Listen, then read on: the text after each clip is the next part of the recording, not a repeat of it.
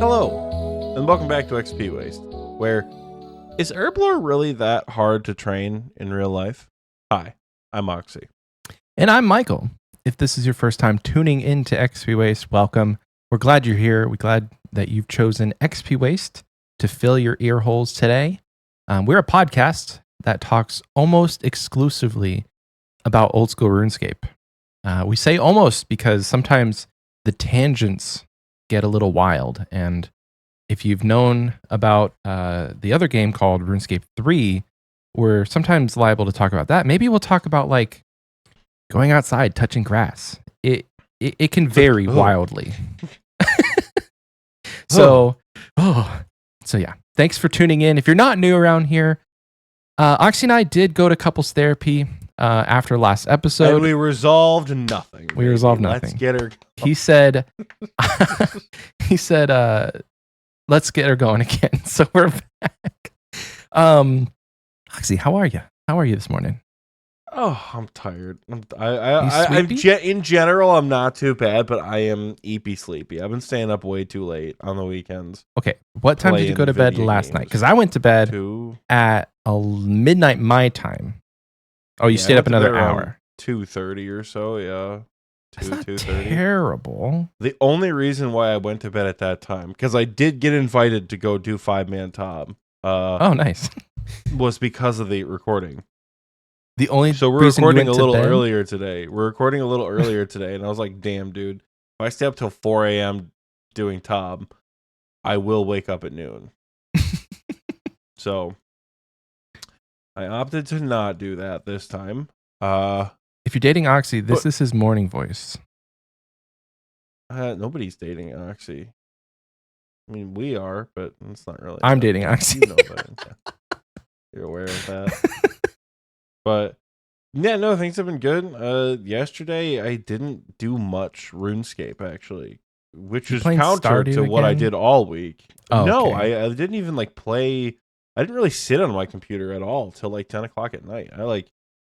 I returned all the stuff I had to return. I bought an iPad. Hell yeah. RuneScape. Like I bought this bitch specifically to train AFK on the side. Yes. And he's done it. See, it's like syncing the fucking it's syncing messages, which is driving me insane. I don't like that. You can turn that off. I don't like that I have to turn that off because I'm getting texts from myself. Oh, weird. Yeah. And I don't like that. So but I do have an iPad now for AFK skills. I think the iPad is going to come in clutch the most when I'm at work. Because I think I've talked about it before, but like opening up a laptop when I have clients on the way feels like a really big commitment. Yep. Whereas like folding open an iPad and then just locking it when it's time to do something, and it's like way more subtle too. Like I can put it anywhere on my desk. I can put it in my bag. Like the laptop, I gotta have the mouse and the charger and open it all up. Don't get me wrong, I love my laptop. It's very nice and it serves a great purpose when I'm not at home to be gaming. But like when I am at work, it just doesn't. It's not as conducive anymore with the job I have now to have a laptop. But I think the iPad's gonna be very nice. You're like, oh, watch TV. I'm like, dude, I don't even own a couch right now, so we'll get that going eventually. Which I will get a couch. I just need to pull the trigger on one because it's what's the right option. I'm going to be spending that much money. I want that bitch to last for like 10 years.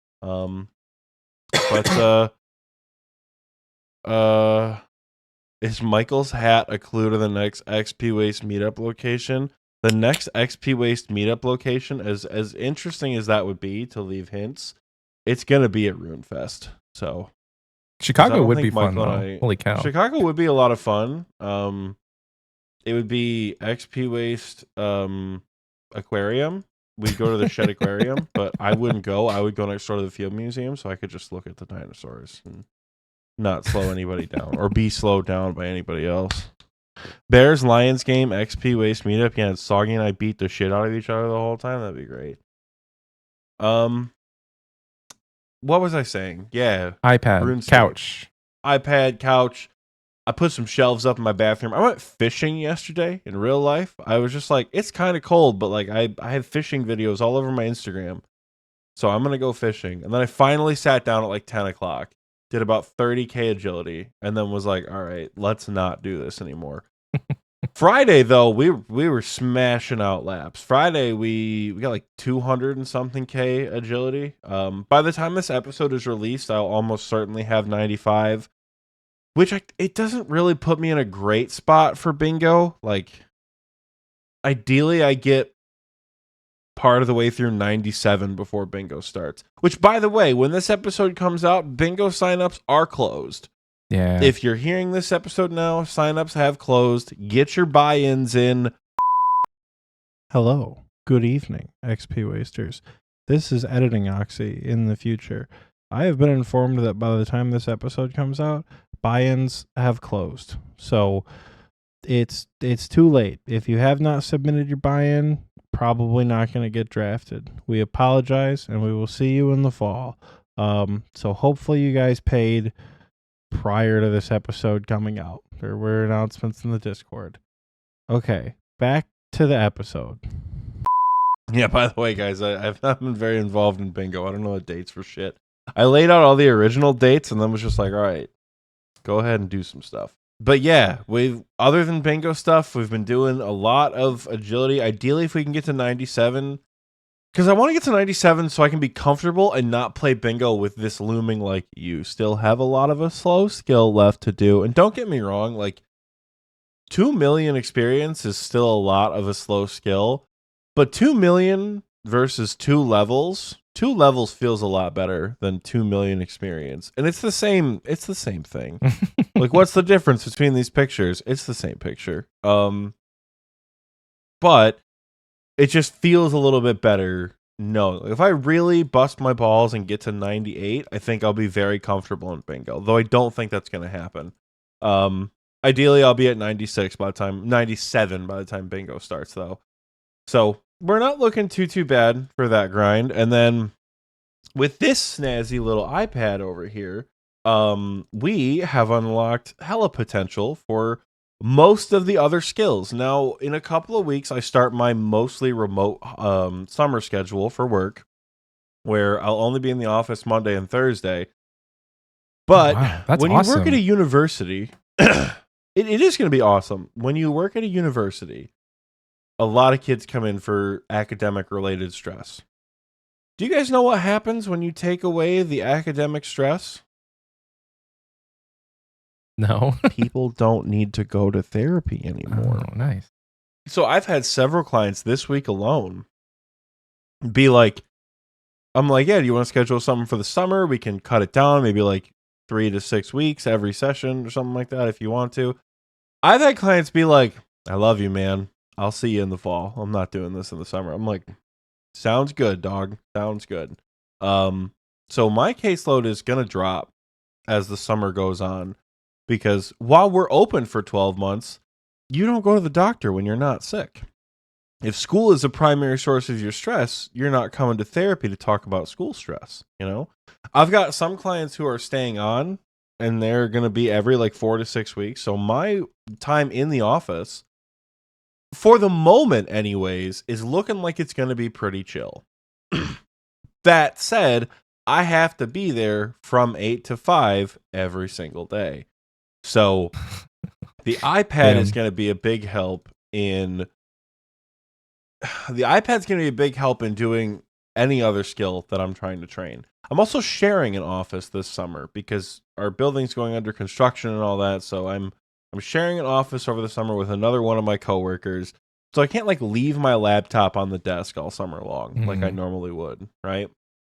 So we are going to be iPadding. We're going to be an iPad kid all summer long. Because I thought about it like, oh yeah, dude, this would be so good for like fishing and wood cutting and stuff like that. And then I'm like, holy shit, I can do bank standing skills on this thing. Yeah. I can like fletch and do herblore. Like, yeah, make X is a wonderful thing.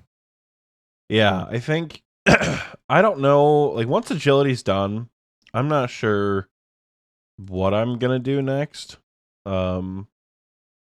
What do you have I left? think it'll Let's be a talk. little- Let's talk it out. What do you have left?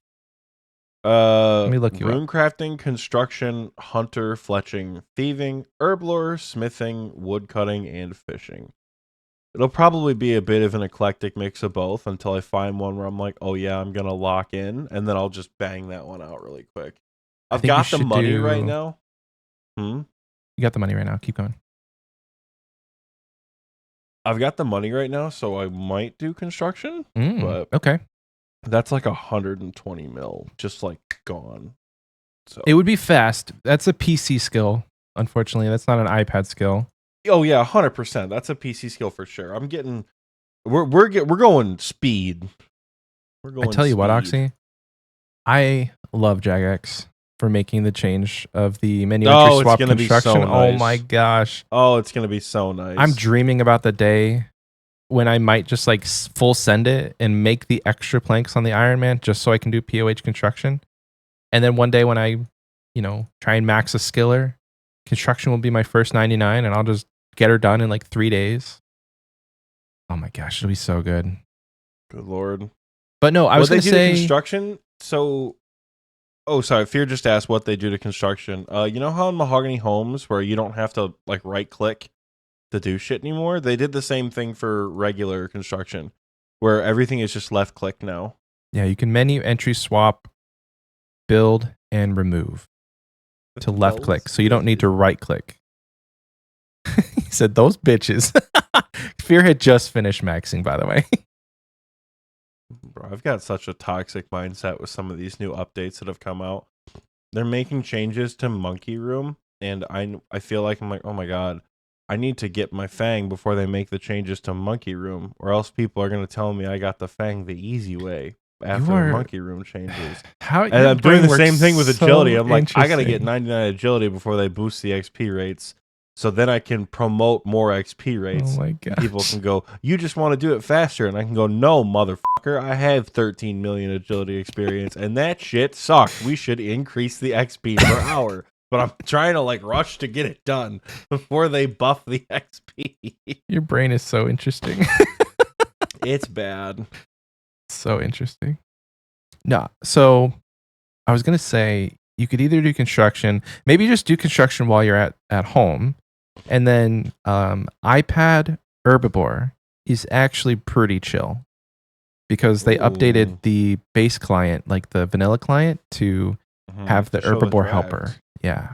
So iPad Herbivore, and especially when you're doing a skill as slow as agility, because I did agility into Hunter, and it felt so quick. Dude, I got from like 87 to 99 in a week, maybe a week and a half. It was crazy, dopamine rush. You did fly through Hunter. I remember because I was like, oh, maybe we get 99 Hunter at the same time. And then you just didn't stop. The dopamine rush, bro. So much Hunter. It was like, for me, it was like at least 2.5 to 3 times faster than agility. And I just zoomed. I got the Herbivore pet and I did several thousand Herbivore KC and like knocked it out. So I would say after these 2 slow skills that you've done, give yourself some dopamine, get a fast one. And like fletching would be pretty easy on the iPad because it's also, I mean, like fletching's going to be expensive. Fletching you were talking about fletching might be one of my last skills just because I'm going to need the money for fletching. That's going to be the problem. It's wild. I'm not doing no fucking longbows, dude. I'm buying amethyst darts, dragon darts. We're flying through fletching at this point because You could do like broad bolts and not spend that much, but it's still fast. There are fast ways to do fletching that I don't think you need to drop so much money just to get. It's the most useless 99. I wouldn't say the most useless. That's fire making. Without question, that's fire making. I mean, at least fire making, you have the cape that acts as a light source. If you needed a light source, you could bring the cape. What does a fletching cape give you? A mithril grapple? The thing We're about to find out here in a little bit when we talk about these. Oh yeah, hell yeah. I'll get my week out of the way and then we can get into it because I feel like not that you need to get your week out of the way, but I know you're on a time crunch again. So we're starting way earlier. So peek behind the curtain a little bit. It is 10:30 my time. we generally don't start until 12:30 my time. So we're a whole 2 hours early. So if this episode does go 5 ever, we have a little bit of wiggle room for me to be done at 2. So we got some time.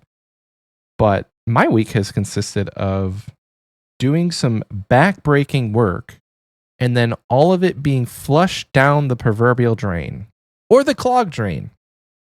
So I think I spoke about it in the last episode, or maybe it was on the Patreon stream, but my wife and I have been trying to install, I guess is the right word. We've been prepping our backyard to put in a stock tank pool, which if you're not familiar, a stock tank is just like a giant basin that farmers and people who have livestock will use as a water trough. But this thing is like 10 feet in circumference. It's 10 feet. Holds like a couple thousand gallons of water. It's insane. So you can use them as a pool. And so we got my father-in-law to come with his skidster, and he dug us a hole. The backyard is a mess before it rained with I don't know what happened with the dirt around my house, but it is literally clay. Like thick, sticky clay. It's wild how anything grows in this climate, or at least in this area where I'm at. So we're digging, and I spent probably the better part of 4 or 5 hours on Friday hauling dirt from the front of our house to the backyard so I could nicely level the hole that we dug. I was trying to fill in all these patches, tamping it down. I took 4 cartloads. And then what happens Friday night? Downpour. And it didn't stop for 15 or 16 hours. All of the work that I done on Friday night, I literally down the drain. That hole that we dug, that's probably a good 15 inches deep. It's full of water. We had to buy a sub pump to get it out because it's not going to be hot enough for a couple of days for it to naturally evaporate. I mean, I think nature just said, "Here's your pool, baby." Nature said, "Here's your pool," but that's. I fear, and this I was full of water, isn't it? So with it being clay, and such nasty. It's not even dirt. It's just nasty earth. When I was having to put the sub pump in, I would step on a patch that was kind of loose, and my foot sank down that much. Yep. And it was suctioned in. So I'm imagine me in my intrusive thoughts. I go cannonball into that pool, and I just get stuck, and I'm sinking down, and I laid awake last night dreaming of this nightmare scenario where I accidentally stepped into the pool and I sunk down, and I sunk down so far that I couldn't breathe, and Alicia couldn't pull me out. It was the childhood fears of quicksand are being realized. Yeah, in Michael's exactly. Backyard. Yeah. Good God. In my experience, they don't go that deep because what you're describing sounds a lot like a Michigan swamp where if you walk through it when it's muddy in the summertime, you'll get stuck. You get really low to the ground, close to river. The soil's very nitrous, and if you go with boots, you will stick in and sink if you stand still. My experience, it's never sucked me in if I go ass first, but it's definitely going to be more of a challenge to get out. So, yeah, I'm a heavy boy, and it's just not worth it.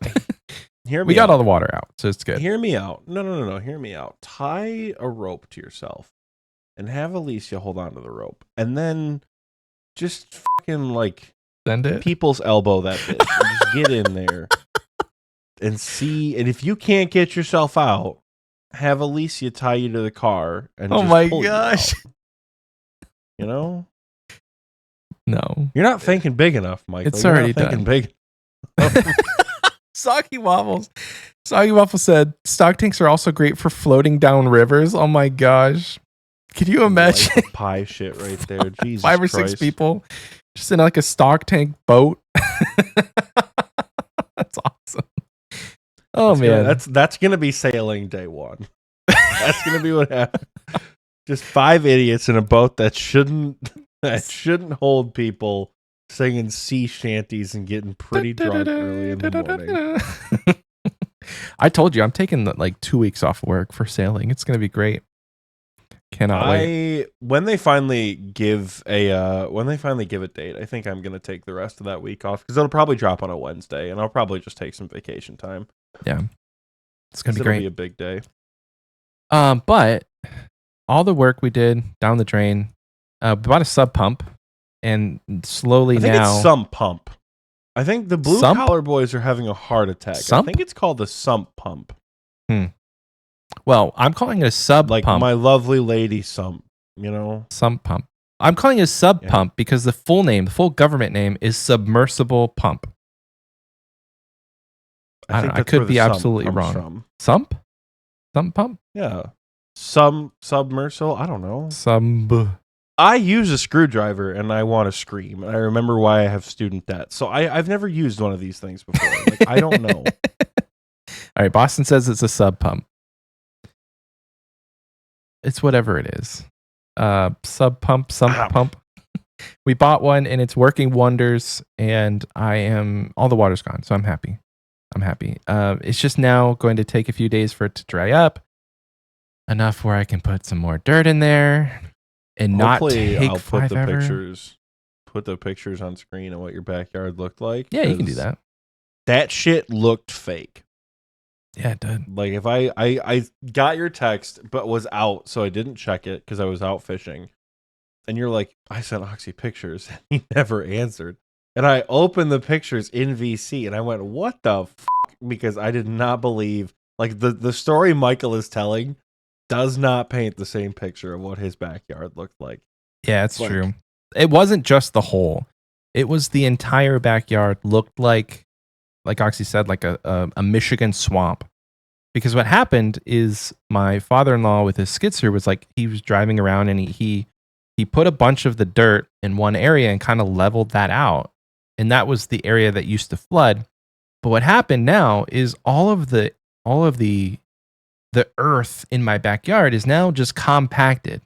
Whereas before it was really kind of porous and squishy and it would absorb. Now it's compact.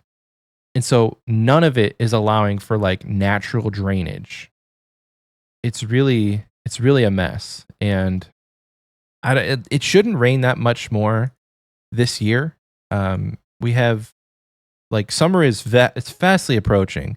You wouldn't know it because right now it's 56 degrees Fahrenheit, but in a few days it'll be back up to like the 90s. Yeah, later this week it's going to be 85. So we just got a random cold front that happened to bring a storm that rained for like 16 to 18 hours. But in a couple days it'll be hot again. All will be right in the world and we'll have a pool.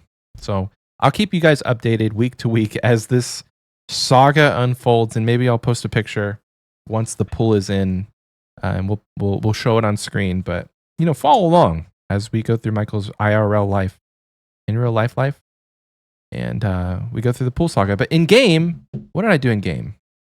He built a pool in his POH, baby. I did. The whole thing flooded. Right before we started recording, I finally got my farming boost, so I could put the spirit tree in my house. That's massive. See the correct use of massive. And then, sorry, I had to do.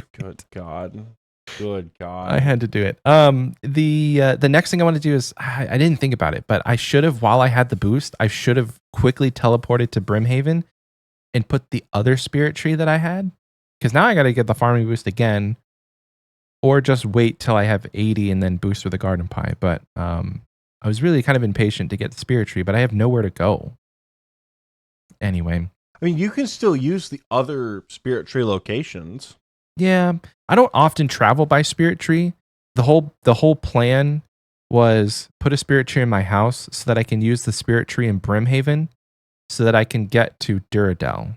And I mean, realistically, I probably should just do the diary. I was like, is it not more effective for you to do the diary? Probably just more effective to do the diary. But this sounds like more fun than just having gloves in my inventory. I actually get to use my house upgrades and go to the spirit tree in Brimhaven, then take the cart to Shiloh, and then go see Duradel that way. But That was the plan, and I'm enacting project construction. I want to get 83 or 84. I think I have 85 banked, but I'd like to have it at least the ornate rejuvenation pool by the time bingo starts. And we're really getting close to that. There's 3 things that I wanted to do before bingo, and I think I'm going to be able to do it. I want to get Dragon Slayer 2 done. That should take like maybe an evening and a half. I want to get a Zenite so I can make a suffering and stop suffering.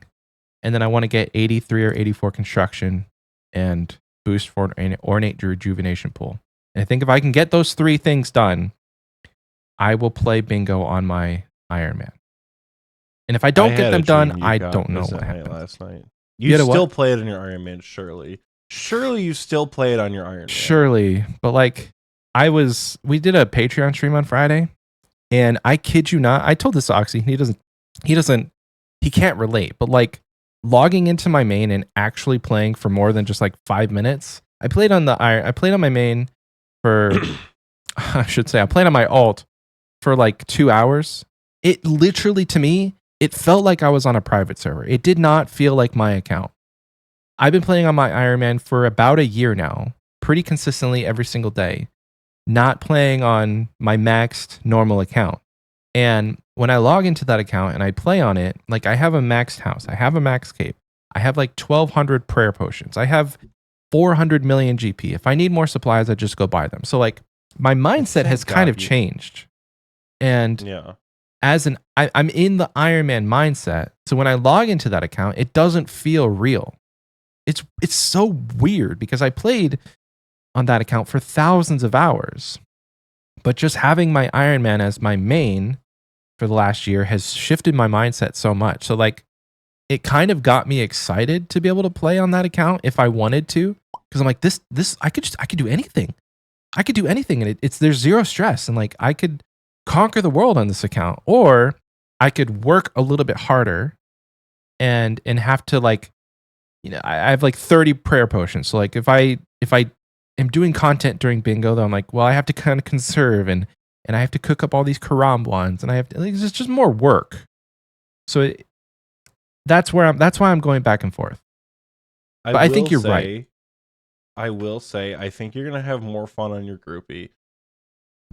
You should maybe consider taking like 2 weeks and prepping like crazy.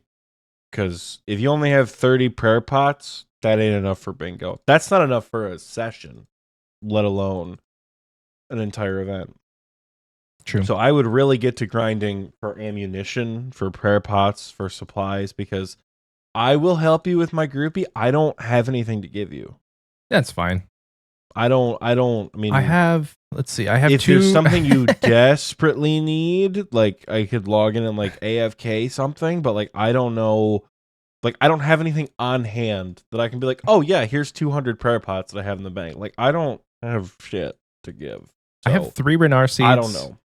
And no Renar, and 1 Renar weed. But you're right. I mean, the goals that I want to do, I have 36 3-dose prayer potions, 5 4-dose. The three seeds will get me like another 20, hopefully. 18 if I'm lucky. Or 18 if I'm good. 15 if I'm lucky. Maybe I'll go to Bear. do a couple do trips farming of Bear. contracts, dude. Farming contracts? Yeah. You wouldn't want to do a lot that will use supplies. So like Bear is fine because Bear Mass, you use minimal supplies and you just get killed by PKers, especially like if you do a little bit of LMS and bring only blighted supplies, it's basically a no loss thing. Yeah. Yeah, right? true. Like if you do a couple games of LMS, get some blighted anglers, get some blighted restores, and you're just good to go, you know?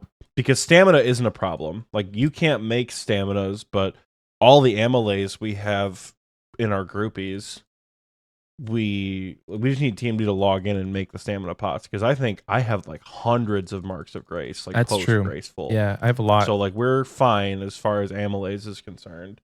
But as long as it's not like a supply drain, like I would do, honestly, and I know you're gonna hate this answer, you could start doing some TOAs for seeds. Oh, that's true.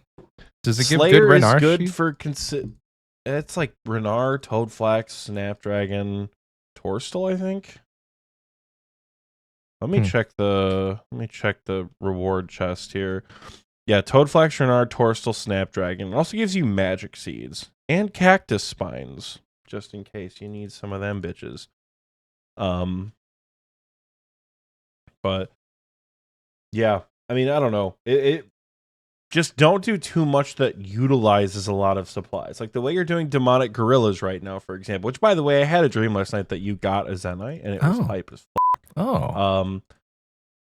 and then you got it, and I said, all right, time to get one more for an anguish. Like, I didn't even wait. I was like, get one more for classic an anguish. Oxie. Never satisfied. Get back in there.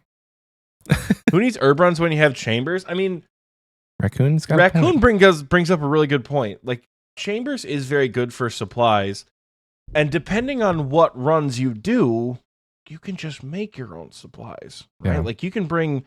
As long as you don't start with like Mutadial before farming, you could, in theory, just bring Raccoon. When did you get dust? Hold on, you could just bring Karambwans in and then prep early, like have whatever team you're going on prep super early, and you can just bring whatever brews for the rest of the raid. Because like that's like we always prep at the end of a chambers because that's just the best time to do it because it's right before the boss and you figure out exactly what you need. But if you're with people who don't care and you can do a little bit of over prep or a double prep, like it ain't the end of the world. Sit out a room or something. Yeah, I think no, not even sit out a room. You just make a lot of supplies. I think I'll be fine. There's a lot of content. I mean, I'm not going to be doing TOB on this account. So like within chambers, you don't use that many supplies.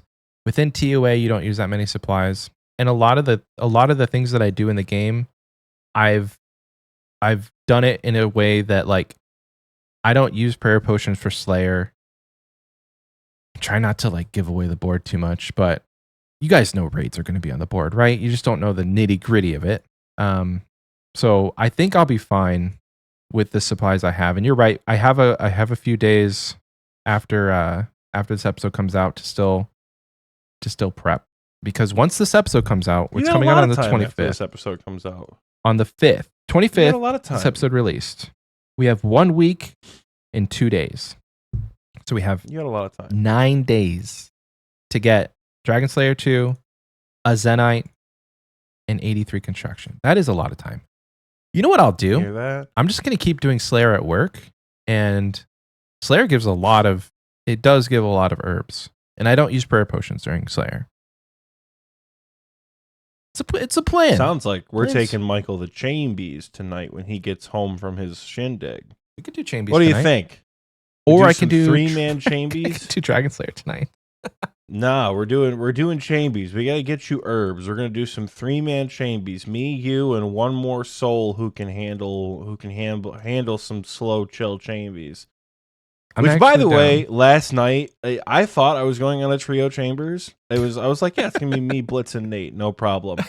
And then I said chambers, and people out of nowhere, I didn't even know where in the VC were like, chambers. And then Michael goes, "Is this open to anyone?" And I went, and then suddenly the trio turned into like a 7-man chambers. A 7-man learner. It goes to show that surprise social situations still make me anxious. There was like 5 people in the VC when I joined, and by the time we got to Ulm, there was like 15, all talking about random shit, barbarian assault, talking about fucking demonic gorillas. We took Gowerly, who I did not know was an Iron Man, and I did not know had never raided before. So we're like, it's a learner raid. Like, we don't care. He's like, I don't want to slow you guys down. I'm like, it doesn't matter. Show up. You're not going to slow us down. This raid's turning into a shit show as it is. Like, just show up. It'll be great. And we get to Ulm for prep. And I'm like, all right, so what you're going to do is you're going to sip the black potion. Then you're going to drink an entire one of your... Where are your brews? He's like, oh, I didn't know what to do. So I didn't make any brews. Are you supposed to make brews? Like, how do you do that? I'm like, holy crap, we never explained to him how to prep. Oh, no.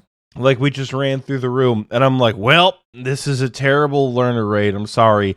Follow what Nate Dogg is doing. Run left and right, and good luck, King. Oh, no. I guess. Because, like, if you're down horrendously, sit melee hand, but you take so much more damage on melee hand.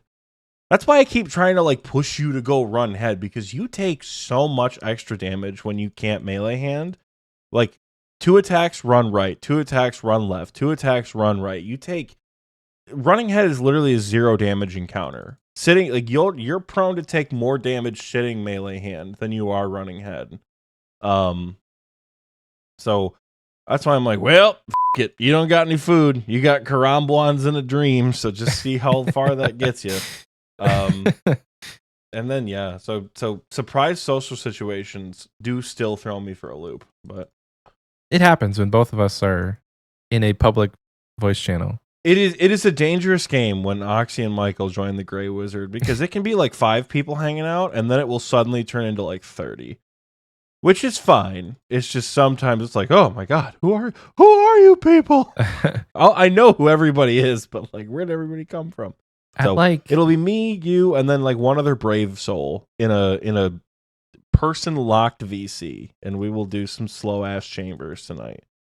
At like 8:30 p.m. my time, I joined the Grey Wizard and there was no one. It was just me, and then doo doo, letting him in. It's fun. Good times. So speaking of fletching, speaking of fletching, indeed, we're skill caping. It's so funny. That's actually the next skill. We talked about the fletching cape being useless, and it's actually the next skill on our list. It's round 2, baby. It's round 2 of the fletching skill cape. I will say round 2 of the skill capes total. If you haven't listened to part 1, this is part 2.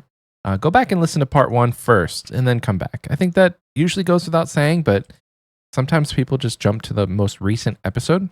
This is a 2-parter, so we covered the first 13 skills in the first episode.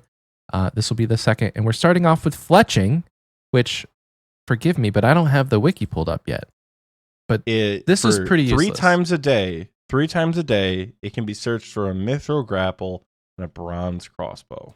3 times? 3 I didn't even know there was a limit. Hold on. Yeah, 3 times a day, it can be searched for a mithril grapple and a bronze crossbow. That's game breaking, Oxie. Holy smokes. Let's see how many people have no notes. It's perfect. No notes. Moving on. Fletching, though, what could you get? Like, what's a benefit that you could have? And before we get too crazy, I don't think it needs a benefit. I can't think of anything that's not like game. Like, you could store darts and bolts, but that's the quiver. So unless you have something that's absolutely a need, like a huge need, I think no notes is kind of useless. So this is a hard one. Maybe it can be like you have a 1 or 2% chance to not use resources while making darts or bolts or something. That'd be cool. Like a chance to just like get stuff for free, or like like you use the supplies, but you have like a 1 or 2% chance to like double what you get. And normally I'd be like, let's bump that up a bit, but like a 10% chance to double the amount of like dragon darts you get is actually quite a substantial, you know? Yeah, that's big. Yeah. There's 226,000 people who have the fletching cape, which is surprisingly low compared to some of these other ones. Like more people have the farming cape. More people have. Well, farming is a lot cheaper though, right? Yeah, I was gonna say more people have the fire making cape, but that's because of Wintertod. Yeah. So yeah, fletching, 1 or 2% chance to save a resource. That's or save or double. I think double probably works a little bit better. Double would be cool. So like if you fletch a dart, it's like, ooh, your skills in fletching allowed you to materialize another dart tip and another feather. Do we want to do darts, arrows, bolts? No bows? Yeah, darts, arrows, and bolts. Ammunition, baby. Yeah, we're going on the Melvor Idle train with that one. Where we Oh. have the resource doubling and the resource preserving. And if dragon darts weren't a thing, if range was not as powerful as it was, I'd say 10%. But I feel like that's a shit ton of extra darts. Yeah. Oh boy, the big one, Slayer, not really the big one, but like Slayer, a big one. 150,000 people have this, and when worn or in the inventory, it provides a 10% chance of being given the option to pick the previous task when getting a new task. So basically, you have a 10% chance to have a back-to-back. That's really worded weird, but that's basically what it means. And when it's worn, it allows players to bypass combat level requirements upon receiving new tasks. That is for extremely niche account builds. Yeah. Like that is, Oh my gosh. that's like super niche. Basically, it's like, hey, do you have level 60 combat as like a pure, but you have 99 Slayer and you want to kill something that has like a higher combat level requirement with 99 Slayer, you don't need that, you know? Yeah. Imagine So, like, getting to 99 and then being like, whatever. no, I can kill Hydra. Or whatever. Like, I guess if people want to keep that, like, okay, sure, go for it. Like that, the second perk I don't really care about. With 99 Slayer, is it super out of pocket to say you have 100% chance to choose to do the task again or roll a new one if you have the cape on you? Only if the cape is either worn or in your inventory can you say like, yeah, I just did Dagonost, I want to do that again. I could see that being a cool perk. Be like you have a guaranteed back-to-back, but it only rolls once. So if you did a Zuck task, you could get another one, but after you do that, you can't get another. Like it's not infinite Zuck tasks or infinite. Oh, I was gonna say make it infinite if you really wanted to, but it's a 99 Slayer perk, so XP is not really the problem, you know? Yeah, but then you have people who like go for 200 mil and go for ranks. That would kind of blow the ranks out of the water. Because historically, I mean, Slayer's just mega slow anyway. So I think it took Alkin, who was rank 1 hardcore Iron Man Slayer. It took him like 6 or 7 years. Like he's been going for 200 mil Slayer on his hardcore Iron Man since hardcore started. And he got it like early last year, mid last year. Several years. I would say you can roll the back-to-back guaranteed. And then after that, you have to get a new task. But then if you do that task and you like it, you can get that one back-to-back. So it takes it to 100% chance for you to choose, but it's only a back-to-back. I think that would be fair. Boston, in the recording booth chat, when the Slayer Cape is worn, you don't need a specific item to be worn on task. I think that would be fine if more monsters required specific items to be used at the higher level. Because we like mirror shields and, you know, like leaf bladed weapons, like that shit really falls off once you hit like 75 Slayer. Like if we look at any of the other like high level Slayer monsters, the only real exception is like of stuff that you do at the end game, right? When you're 99 Slayer, the only real end game exception is Hydra with the boots. With the boots, which gives an elite diary reward anyway. Smoke Devils is a Slayer helmet. And the only other one, like, yeah, skeletal wyverns, technically, you need a shield, and gargoyles, you need the hammer. I don't hate the idea. I just think once you hit 60 for Basilisk Knights, you just don't use it anymore. Like, you're not killing warped creatures or, you know, fever spiders or what about for regular cockatrice or something like that. What about for boosting, like turtle boosting? You do end up using a lot of like niche things when you're killing the lower level stuff. The only thing you'll run into is desert lizards, I think, while you're doing turtle boosting. Or like rock slugs or something like that. which also use consumable items. So like it's a weird like that one is weird. Like if there were more monsters in the end game that required items to be worn, especially items that like take up other slots, I think it would work a little bit better. But I think Seems you know, like good coming from this perspective of like you wear this and you don't have to, you know, use I don't know, whatever. You don't have to use like a mirror shield or something like that. It also means you can't wear an infernal cape or an assembler or a quiver. Yeah. So like what do you really gain by not being able to do that, you know?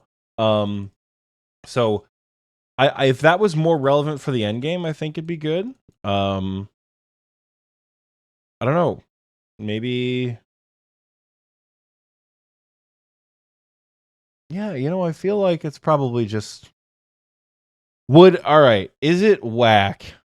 Is it whack? You get a flat extra 5 Slayer points per task.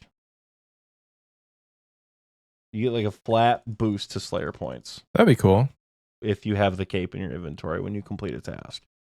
I kind of wish that Slayer points would scale based on your level. Like you would hit a new tier.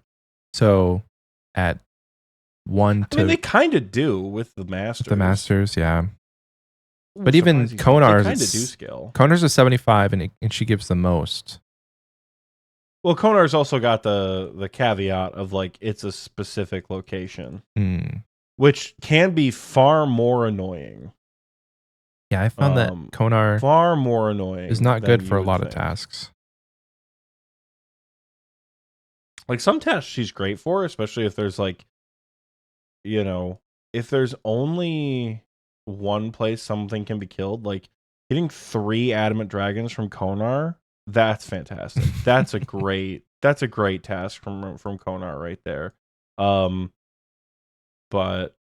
when you get like blood velds in the Slayer Tower, that feels real bad. Yeah. No that cannoning. Feels real bad. Anything like Necrils in the Slayer Tower? That's yeah, any Slayer Tower task as a main account feels like shit when you get it from Konar. Dusk Devils in the Smoke Dungeon? Oh god, yeah, it's bad. Soggy Waffle says Konar would let you choose when you kill. Oh, Konar would let you choose where you kill when you have the cape. It's kind of like the whole niche of Konar, though. That kind of takes away her gimmick. I don't really like that, you know? Because I don't love her gimmick all of the time, but it does serve a purpose. I think the best option truly is just you're guaranteed to be offered a Slayer task again. Yeah. Because 10% feels low. So, like, i.e., do a Zuck task, get another Zuck task, do a Bloodveld task, be offered another Bloodveld task. Mm-hmm. So, like, you're always offered for back-to-back. Yeah. Which does lose out, like, the back 3-back potential. Which, like, I've gotten back 3-back Smoke Devils before. Oh, nice. Or, no, not Smoke Devils. Yeah, Smoke Devils are the high-level ones. What if, since you want, you could do that. Like, every time you get a task, there's a 10% chance. Like, you could get really lucky, like you said, and get the back 3-back. So what if we just change it to where the first time you were offered, it's guaranteed. And then every time after that, it drops down to the 10%. So that you still could get the back 3-back potential, back 4-back or whatever. You could keep going if you're incredibly lucky. But it's just that first initial one is guaranteed. Because you don't want to take away an ability to replace it with something that could eventually be worse. Because we're not trying to make these worse.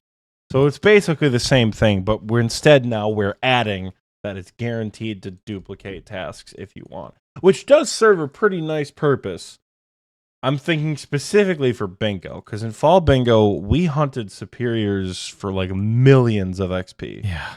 Like, I killed thousands of Smoke Devils, thousands of Abyssal Demons. Like, anything that had a superior unique, we killed a shit ton of it. Like, my team probably got 1 to 99 Slayer just by ourselves. Like, we did that much Slayer before Nate finally pulled I want to say he pulled, like, one of the staves. Nice. Infernal Gem or something. Like, so... like stuff like that it'd be super helpful for. It's really nice for, obviously, if you're going for like post 99 XP, it's nice, but I feel like it's really nice for pet hunts. True. Like, it's really nice if you're looking for pets. Yeah. Which, speaking of pets, I got a Kraken task right now, and I'm so not motivated to do it. I don't have the points before bingo to skip it, but holy shit, 171 Kraken. I don't know, man. I might have to kill the babies. Because, like, dog, I've got the boss green logged, and, like, I do not care about that boss. Just do the babies. Just kill the babies. Next up, if we're done with Slayer, next up is Hunter. This cape only has just a little under 90,000 people. That is surprisingly low for Hunter. I know that some people, just can't get into the herbivore routine, but it's actually bonkers to me that there is so few people under 90,000. It's 89,394. So this cape is actually kind of nice because it offers unlimited teleports to the Hunters Guild, and it offers 5 teleports per day to the Black Chins or the carnivorous Chinchompa Hunter area. Is there a way we can improve this cape with the stipulation that no matter what, every single cape that we are implementing allows a teleport to its respective guild? Which I think we should go through and probably decide the respective guilds for each of these things if they don't have one. Like Duradel, the guild should just be Duradel for Slayer.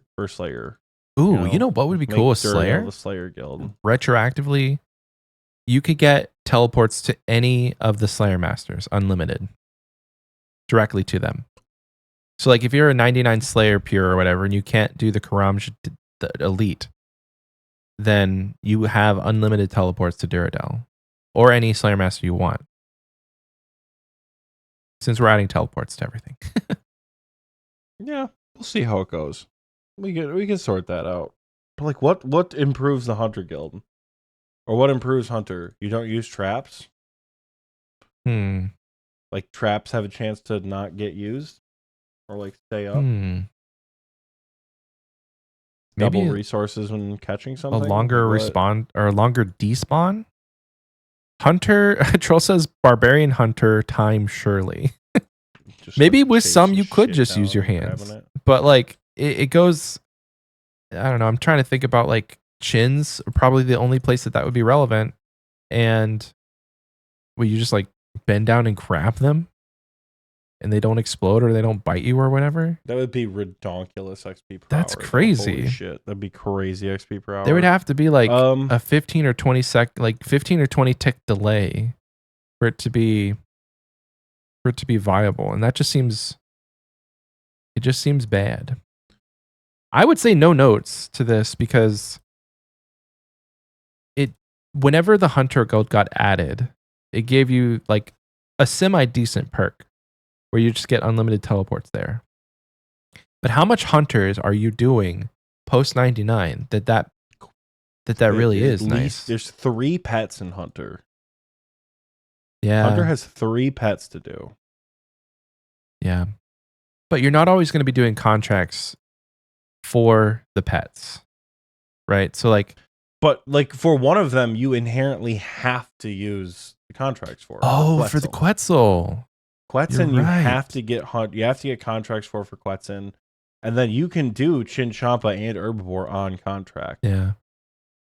Yeah, but sometimes like don't you just like catch 3 and then you're done? Like I haven't done many contracts to know, but it's a random number of catches. We give it the Slayer Cape treatment where if the Hunter Cape is in your inventory, you have a 25% chance to do the same rumor you just did. Oh, that'd be cool. Like, I know it's possible to get back-to-back rumors, especially at the Master tier, because there's not many options. Yeah. But, like, that seems fine, right? I like that. Like, it just makes pet hunting a little bit easier. So, 25% chance, if in invent or warn, to repeat Hunter contract. I like it. Yeah, that seems fine. Because, like, what else do you really give Hunter? Like, you can't use traps. Like, that's the whole fucking point of Hunter is to use traps. Like, you're basically making it a pick-up shit skill, and that's not very fun. And some of them don't make sense. Like, butterflies, I guess you could, but you're going to crush them without a net. I mean, you can already catch them barehanded, though. Oh, can you? Some of them, anyways. Oh, yeah. So there are certain perks, I guess, with like but you also consume them. Like that's the point of the moonlight and the sunlight moths is you consume them. Minecraft eating sounds. Gross. Hunter, easy, Dunskies. Mining is up next. We're going to the top right column. If you're following along at home, currently 105,000 people have the 99 mining cape. That's I would too say many. 60% are bots. 30% are people who just AFK'd stars and didn't realize they got 99. What is that? 5% are Iron Man. I think you're overestimating the ability. You're overestimating how difficult mining is. I think because I know a lot of people who have 99 mining because it's super AFK to do at work. Yeah. You know, like they are intentionally like going for 99 because like MLM is not MLM is an AFK activity. I fucking hate MLM, but it is an AFK activity for sure. Yeah. It's actually a lot lower than I thought. I did not think that there would only be 100,000 people with 99 mining. Granted, I haven't looked and see how many actual max players. That's more than I Holy thought. smokes! There's only 46,000 maxed players. We'll get to that. Wow. You thought it was going to be less than that? 105,000? I thought it was going to be less than 100,000 with shooting stars and amethyst and I guess 100%. I mean, I am biased because I hate this skill. So right now, the cape gives you a 5% chance to receive an extra ore up to adamant, and it stacks with Varrock armor. That's crazy. That's such a useless I genuinely perk. don't. Oh my gosh. Like, I cannot think of a skill that people don't want to use post 99 than mining. Like, genuinely, I cannot. Like, people are like, oh, I'll never train agility. Oh, I'll never train rune crafting. Like, those perks at least can be, like, those skills can be utilized outside of mining. Like, though, or outside post 99. Like, Howled Sepulchre, you still have the ring. Rune crafting, you still have the Guardians of the Rift log. Like, it's stuff to do. Mining? Yeah, you say that, but I got to 15 million mining XP almost entirely from amethyst. Because you're a psychopath. No, I'm not. That's the problem. It was maniac. very, very chill with the mining gloves. And it's a decent, like, if you're looking for an AFK moneymaker, amethyst is very, very chill when you have the expert mining gloves. And like, I don't know, over the course of a month, I made a few mil, just not doing much. There are better methods for AFK money making, but if you're still hunting the pet, if you're still, you know, one or two of our admins in TNL, like all they do on their alt is amethyst, because I think they're both hunting the pet.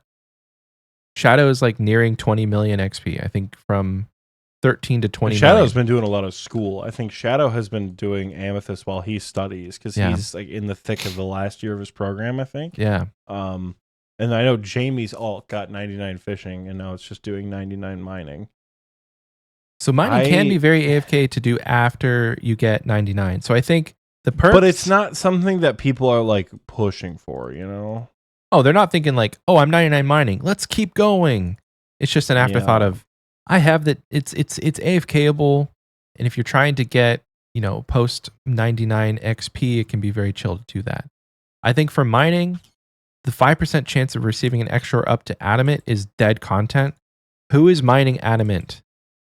Who is mining any rock? You can mine rune at 99 mining and make money. Like, yeah, you can, but like that's so slow because the runite rocks have such a slow respawn timer. Well, you world hop. I know how you mine rune rocks, but like, so let's give it. There's got to be something better that we can do. Let's bump it up to 10%. A 10% chance that the rock doesn't despawn. Or heck, it could be a 50% chance that the rock doesn't despawn up to rune. And then keep the 5% chance that you would get an extra ore. So anything that would naturally despawn at 99 mining, the 50-50 chance that it doesn't.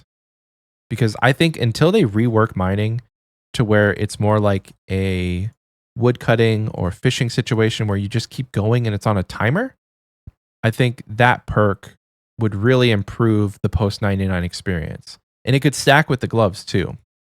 So if you have, I don't know what the percentage chance with expert mining gloves, or they're even talking about reworking mining gloves.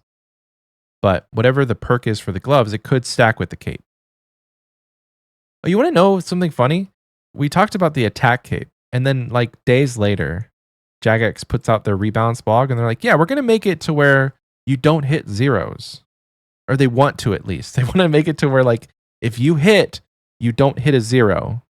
And people are like, hey, that's Jagex, generally, listen they to mean your that episode. like for the lower levels, though, I think. Yeah. Like that's usually where that's coming from. I mean, when worn, the mining cape deletes the mining skill. Oh. You just don't need to do it anymore. Okay. But like, just how do you make the skill remotely useful is the thing. Like, yeah, I guess give it a 50% chance to not use ores, make it stack with the mining gloves that just allow people to AFK amethyst. Do people who don't have 99 then rag the people with 99? Like, are you gonna just is it gonna be like a rag fest? Because like it's not gonna work for anybody else. That this 50% chance. Like, if I have 98 mining, I'm guaranteed to rag you in your runite rock. True. You know, like, oh man, this skill is dog shit. It's so bad. I can't even think of a way to make it better. I mean, I just did. Oh, last night I was talking about like becoming a therapist for RuneScape players, and I think Oxie needs a RuneScape therapist because he is. You are. Who hurt you when it comes to mining? Mining? What do you mean who hurt me? It's the worst skill in the game. Really, it's a difference of opinion. I don't mind mining. I'm 94 on this account.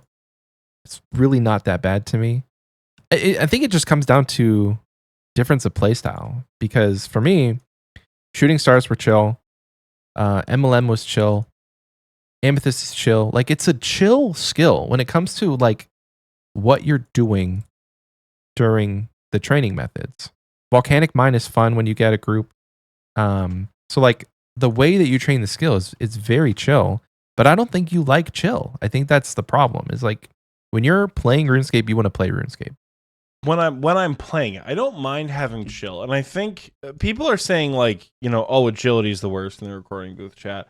I would argue agility is up there as one of the worst skills. Not going to lie. Agility is a terrible skill to train. But I think why agility is such a bad skill to train is because there's literally no way to AFK it. Like, even the brain dead content of Ardoyan Rooftops still requires you to click every 4 seconds. And I think where mining is good is because now we have shooting stars. Like, mining was improved drastically by the shooting star thing.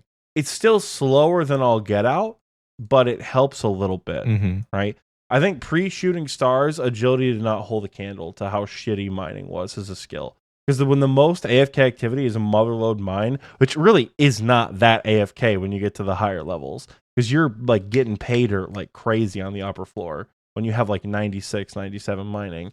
I think shooting stars helped mining come down a notch as like a terrible skill. And because agility, it's either you are AFK clicking every 4 seconds or you are sweating your balls off with the hardest piece of content in the game. Like, there's just no in between with agility, you know. And I think people were like, "Hell yeah, add a treadmill for agility." Like, that's a great idea. Yeah. I think agility is second worst because of how click intensive it is, but it's so much faster than mining. It will feel better, especially when you get into a flow. Like, I don't know. I think on my chest, agility is terrible, but it still feels better than mining, you know? And you haven't even gotten to rune crafting. I'm going to be really interested. Once you finish the final like 3. You're like threatening like, oh, rune crafting is going to be the worst. Like, dog, I got a RuneScape podcast and I got 90 rune crafting. We're going to be smashing out soul runes. We're going to be doing Guardians of the Rift.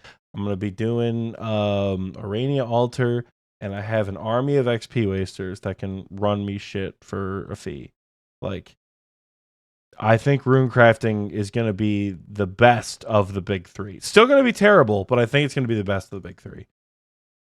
Yeah, I'm just interested to hear what your breakdown is going to be. If you're still singing that tune of agility being the worst once you get to rune crafting. Because again, like when you're talking about AFK, mining is the most AFK with shooting stars.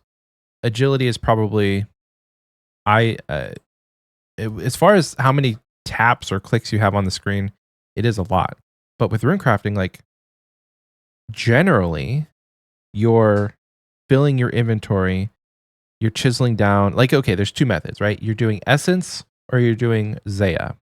With essence, you're interacting with your bank so much. You're interacting with your bank. You have to fill your pouches. You're having to run to an altar. It's not chill. So then the alternate is Zaya, which is, it can be chill, but like you have to factor in how often is that big essence block thing that you're mining from despawning. How often are you paying attention to go to the other one? Then you got to run 6,000 miles to the altar. No, sorry. You run to the altar to imbue it, and then you chisel it, and then you run back and get another inventory, and then you imbue it again, and then you run to the altar to make the rune. That's not. I've done a lot of Zaya rune crafting, Michael. I know, but it's been a while since you've gotten 86 or 90 or whatever it was. I got 90 right before fall bingo. Oh, really? That's pretty recent, actually. Yeah, you make it seem like I haven't trained rune crafting since 2007. Like It's been 84 I'm not scared. years. I'm not scared of rune crafting. I know it's gonna be slow. I know it's gonna be boring, but like, I think once I get to rune crafting, the worst of the two will be out of the way. And at this point, even if a skill sucks, like thieving, speed. Thieving has the advantage of speed. I'm still worried fishing's going to come off the top rope and ruin my life, but we'll see. Well, we'll get to fishing here in a second. If you're cool with just having 50% I guess chance. 50% chance to save ores and it stacks with the mining gloves. Whatever, dude. That's the only thing I can think of to benefit the players who are going past 99. Yeah, because you can't make anything faster. Like you can't give an arbitrary, like you can't make it mine faster. Can't make it like a 4. I don't know what the mining cycle is. I think it's every 5 ticks you have the chance to get something. That would be kind of broken to say like every 3 ticks or every 2 ticks you have the chance, because then you already do. You have to work for that. Yeah. So smithing. Currently, there are 100,000 players with the smithing cape, and when worn, it makes coal bag capable of holding 36 coal instead of 27. And when worn, it acts as a pair of goldsmithing gauntlets, which is pretty decent. I mean, if you're at the blast furnace for whatever reason, post 99 smithing, just wasting money, now you can not have to wear the goldsmithing gauntlets and you can just camp the ice gloves. So it gives you back an inventory spot. And then your coal bag can hold more coal, which is not a bad perk. Of the two, I think the coal bag one is nice because like doing blast furnace smithing is a pretty decent moneymaker. I say decent. It's like probably $1.5 million an hour with runite bars. There are better moneymakers out there, but the way that we can make smithing better, honestly, these are probably fine. To me, I can't think of anything that says like as a standout, maybe you can teleport to the blast furnace or any other notable location, like teleport to Giant's Foundry. So maybe Giant's Foundry and blast furnace teleports. But really, this one, maybe. No. Maybe you could utilize this. Maybe you could utilize this smithing perk where we allow the blast furnace itself to hold more coal. Because the blast furnace currently has a limit with the amount of coal that it can store. I'm trying to find what that limit is. But maybe we could double the amount of coal the blast furnace can hold. And thus making some of the money makers a little bit more viable, you know? That to While me, keeping the perks that we have. I that don't know. so that to me sounds like more of a diary perk. When we get to the diary cave, maybe we can Yeah. talk about that. Because like, what is the lore behind you have 99 smithing, so now a machine can be more efficient. Versus you've That's helped true. the area, you've helped the region. Now we've improved it for you. I like where your head's at, though. It's like, 'cause I can't even find how much coal it stores to begin with. I just know there's a limit, right? So I don't know. I think it's 56 because it's 28 times 2. What? Is it 56? Really? Is that 28 times 2, right? Is it really only 56? That's wild if that's true. I don't know. I can't 128. actually find it. Somebody sound off in the comments. We're going to move on. Yeah, I guess no notes, dude. I don't know. I don't even know how to go about making improvements. Like, I feel bad that we're just like skimping on this one, but like, oh man, how do you even, you know? Teleports are always a good option. But we already have a teleport to the guild. I think we should go through again and decide what the guilds are for things that don't explicitly have guild. But we'll do that after. Okay. Right? I guess no notes? Like, yeah? Yeah. I mean, it doesn't, like, the smithing cape, the perks it offers aren't bad. Right? It just doesn't It's kind of a boring one. seem useful post 99. Right. Like, it's totally mid, but it's not actively harming you to wear the smithing cape. Yeah.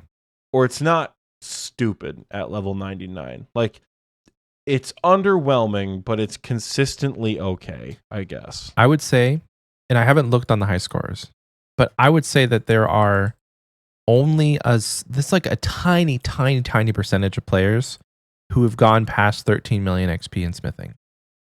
Because not very useful, besides the moneymaker that I was talking about. But you could do that moneymaker starting in the 90s. Like, you don't need 99 smithing to make, let's see, smithing, runite. Runite bars are, what the frick is runite bars? Smelting, sorry, I'm looking wrong. So 85 smithing. You can make runite bars at 85 smithing. The only thing that I think is a caveat is at 99 smithing, you can make rune two-handed swords. With rune two-handed swords, it's a pretty decent AFK moneymaker when it comes to the free to play market. If you're in World 408, I think it is, there's a ton of people selling alkables. Because the price of a runite is like 100% determined by the alk value of like runite pieces. So runite armor, runite weapons. So a lot of people will sit at the Varrock or in Priv and they'll just make runite, like rune two-handed swords all day and sell them to alkers, people who alk for a pretty substantial profit when it comes to what you bought the bars for and what you can sell the two-handed sword for. So those people might be able to like benefit from a perk where if you're wearing the cape, you can skip. Maybe you can make 2 items at once. Like there's a chance where you make 2 swords at once versus 1 with and you use all 4 of the bars, but you just make 2 swords or 2 plate bodies or whatever. Because we're trying to think of like the blast furnace angle, but there are a lot of people who sit on an anvil and just smith all day because it's very, very chill. We could have the amount of coal needed to smith a bar. Outside of the blast furnace? Or that's pulling, even at the blast furnace, that's pulling directly from the Melvor Idol smithing cape. Nice. Where the amount of coal needed to smith a bar is halved. Well, it's already halved at blast furnace. So you're going to half it again? So it's 2 coal to make a rune bar? I don't know. That'd be kind of cool. It would be cool. I mean, I don't know. I just feel like people are doing it for money, man. Is no notes the simplest option? No, I think... Like, does it bring too much GP into the game to double? I don't think it would be... Like, have a chance to double? Like, if it's a 5 or 10% chance, I think that's... 5% chance? Yeah, 5% chance to make another... To double the resource, like to make 2 at once. Sorry, it's World 308, not 408. And to make items at an anvil. Yeah. Here's the question. We're thinking Rune 2H swords. What about God Sword blades? Ooh. What about Dragonfire shields? Well, it's not... What about... It's not pulling magical resources from the thin air. It says if you have 4 rune bars in your inventory and you want to make... And you're trying to make a sword, there's a 5% chance that you would use all 4 of those bars. Or sorry, it's 3. So if you have 6 bars in your inventory, there's a 5% chance that in the same time it would take you to make 1 sword, you've now made 2, and it consumed all of the resources that it takes. It's not saying you have 3 bars in your inventory, and there's a 5% chance that you could make 2 swords out of those 3 bars. Because you're right. If you're making DFS or God swords... What? So what you're explaining to me sounds like there's a 5% chance to double the items that you create. But you have to have the resources to make them. Yes, but when you have God Sword shards and you create a God Sword, in Leagues it's possible to double, I'm pretty sure. In Leagues you can create 2 God Sword blades at one time. Yeah, I think that's a Leagues perk. Because that's what the perk is, right? It's possible to get... Like, I understand it's a Leagues perk, and it's not something I think should come into the main game. But the question is, if you're trying to give a small chance to double resources created, where does that not apply in smithing? Or does it just blanket apply everywhere? Because if it blanket applies everywhere, cool, understand that some items are going to drop in price, especially when we get to the higher level stuff. What about Torva armor? What about Lidmus wards? So, like, what about... I may have miscommunicated how this works. So in my brain, if you have, for your example, with the God Sword, right? You need the 3 shard pieces and a hilt. Or is it just the 3 shard pieces that you need to have at the anvil? It's just the God Sword blade. There's no smithing requirement to put the blade on the hilt. So for the blade, you have the 3 shards in your inventory. With this perk, if you only have enough resources for 1 blade, the perk does not apply. You're not going to make a blade out of thin air. But that doesn't make any sense. Yes, it does. Because even if you only have the resources for 1 rune sword, you technically have the resources for 3 rune med helms. But you're specifically making... I don't see where we're disconnecting, because like in the menu, right? I don't know what you're trying to say. Okay, let me re-explain it from the beginning. And I'll just play it out in a scenario. You have 6 rune bars in your inventory. You click on the anvil and you select that you want to make, you have it set to all, and you want to make rune 2-handed swords. Those take 3 bars each, right?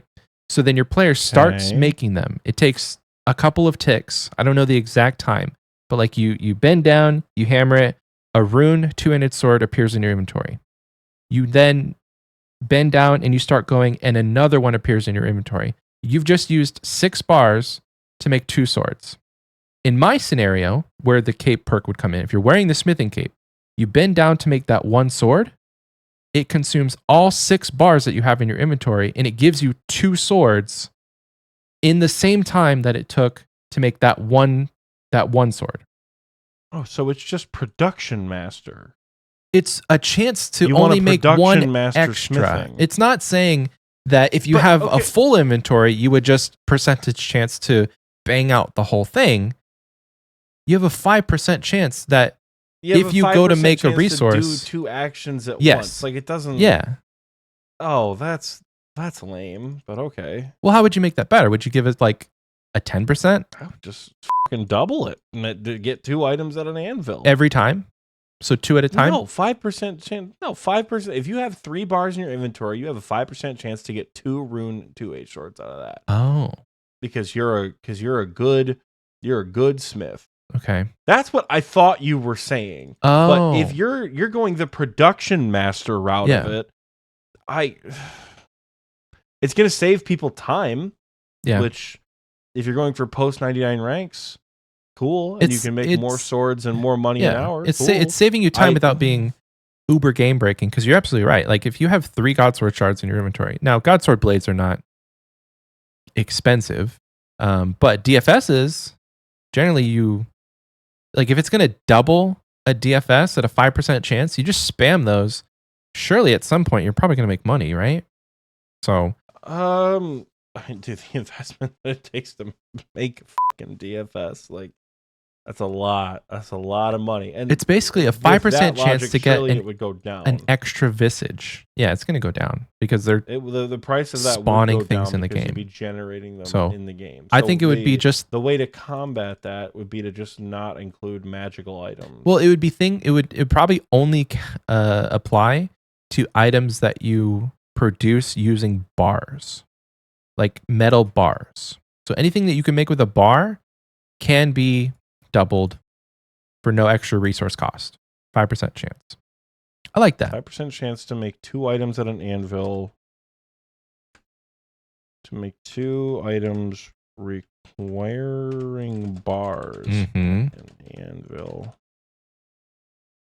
No magical items. So no DFS, no Torva, no Godsword blade. Yeah, there's a lot of stuff you make in an anvil now. I mean, you have Missouri needs to be fortified. With Torva, you need to go to the ancient prison to make your own Torva. Apparently, you need smithing to make a felling axe. You need it to repair the zombie axe. I'm looking at the guide or the skill guide here. You need it to make spirit shields, god swords, dragon armor, Torva, Olidness ward. So smithing is pretty huge when it comes to actually like being useful as a skill. And a lot of diaries require skilling or smithing. A lot of diaries require smithing. I think smithing's great now. Fishing. You're the IRL fisher. What is something that you could take from IRL that 137,000 people could benefit from, who already now have unlimited teleports to the fishing guild and the fisher's grotto, like Otto's grotto. That's it. Teleports to the fishing guild and Otto's grotto.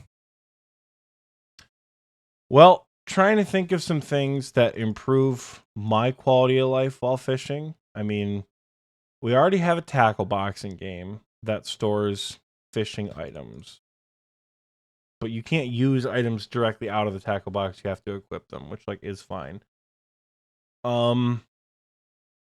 Maybe what would help me the most fishing is a boat. I don't own a boat, so that would help me the most. You get 99 fishing, here's a fucking boat. 99 sailing? We're getting that with sailing. No, 99 fishing, you unlock sailing. Yeah, you unlock the sailing skill. Yeah, I'm trying to think of the only thing that I could think of that would make it maybe a little bit better is improve the catch rate across the board. Because all fish, I assume, have a percent chance to be caught, a percent success rate. So OSRS shark fishing. We'll use sharks as an example. Catching raw sharks. There's got to be, okay, so the rate with, or at 99, with a crystal pickaxe, there's a 20% chance to catch a shark every 5 ticks. Oh my gosh, that's so low.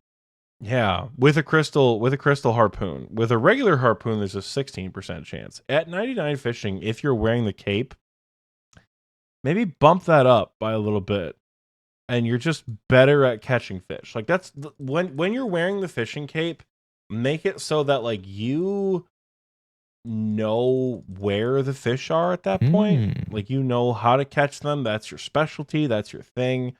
So increase the catch rate by it's so hard. 100%. So make it 40%. Jesus Christ. Well, you double it. Make it 40% or 50% chance to catch it every 5 ticks versus 20. 50%. So 50% increased catch rate would put everything to like 10% higher. So it would be about 32% for crystal, about 30% for dragon, and then about, I don't know, 25% for regular. That's fine. Be So fast. 50%. So catch fish 50% faster. What if we went the fish- same route with smithing and it just like with stacking with the Rada's blessing, it would give you the chance to just catch 2 fish. It would kind of be like you have a chance don't we to already have that perk though? with the fishing cape? No. No, with the Rada's blessing. I said it would stack with the Rada's blessing. But why do we need it to stack with the Rada's blessing? More fish per hour, baby. But we're already giving you more fish per hour. That's true. I guess increasing the catch like, rate does increase fish per hour. It's like, isn't it just a little redundant at that point to add that perk? True. And then plus you have things like spirit bait, spirit flakes, or whatever it is. So like, if you're spirit flaking with a dragon harpoon or a crystal harpoon, you're looking pretty good for sharks per hour. It's definitely not better than minnows, but you know, like a 50% chance to increase a catch of something like, let's say a minnow. Like, what's the catch rate for minnows? Do they not change? It doesn't change. Let's look at like a salmon. What a raw salmon. God damn you, raw salmon. The catch rate of a raw salmon is 46% at 99. So buffing that would make it 60% chance. That's pretty good. Every 5 ticks? Or if you're tick manipulating, it would be every... Oh, no, it's 37.5 for a salmon. At 90, it's about 38% at 99. So that would put you to, what's half of 38? Like 19? So it puts you to like about a 50% chance to catch a salmon. That actually puts you up pretty well with just a regular fishing chance. Like, I think this perk is pretty good. Yeah. For fishing. Because like the only other question is like, does this apply at Temporos? But I don't actually know if Temporos has the same scaling for the harpoon fish. Because it gives XP per hour, but harpoon fish, it doesn't seem to scale, or at least the wiki doesn't say that it scales like other fish do. Gotcha. So it might not matter for Temporos. Good morning, XP Wasters. This is Editing Oxie. Again, now the next day with my crazy little bedhead. I listened to this while I was editing, and I'm like, is that correct? And I looked up, turns out I looked up harpoon fish, not raw harpoon fish. So technically the fishing cape would affect harpoon fish. However, with a crystal pickaxe, you have 100 crystal harpoon. You have 100% chance to catch at level 73. You have 100% chance to catch with a dragon harpoon at level 86. And then at 99 with a regular harpoon, you have 100% chance to catch every so often. So it doesn't really matter. Like, it's not going to not affect it. Like, it would technically affect harpoon fish, but it also wouldn't because you can't go higher than 100%. So yeah, a little fun tidbit for you. Back to the episode. But yeah, I think just say fuck it. Like make you catch more fish. More fish go burr. More fish. You know what I'm saying? More fish go burr. Up Catch next. fish 50% faster. That scales like that. Okay. Up next, one of my favorite skill capes. It's not really my favorite, more so just nostalgic. Cooking. Currently, there's 362,000 people with 99 cooking. Interestingly enough, there's probably I don't know, 2,000 or 3,000 people with 200 million cooking XP. So, a lot of people keep training this post 99. When worn, food will never be burned while cooking. And also, while worn, it acts as a substitute for a chef's hat to enter the cooking guild. That's so funny that it's in the game code. You're substituting the fact that you don't need to wear a hat because they can see that you're a master cook. Like, this guy's got a skill cape. We don't need a hat. Only thing I would change about this cape is once you get 99 cooking, you can just enter the cooking guild whenever you want. Yeah. You don't specifically need a goddamn anything. Yeah. Don't need the cape. Only thing I would change. Just give it a teleport. Obviously, we've talked about guild teleport. So like a teleport to the cooking guild would be cool because it's pretty close to a bank. So if you made it to where you teleport to the back of the guild, it could be close to that bank. And post 99, nothing is burned.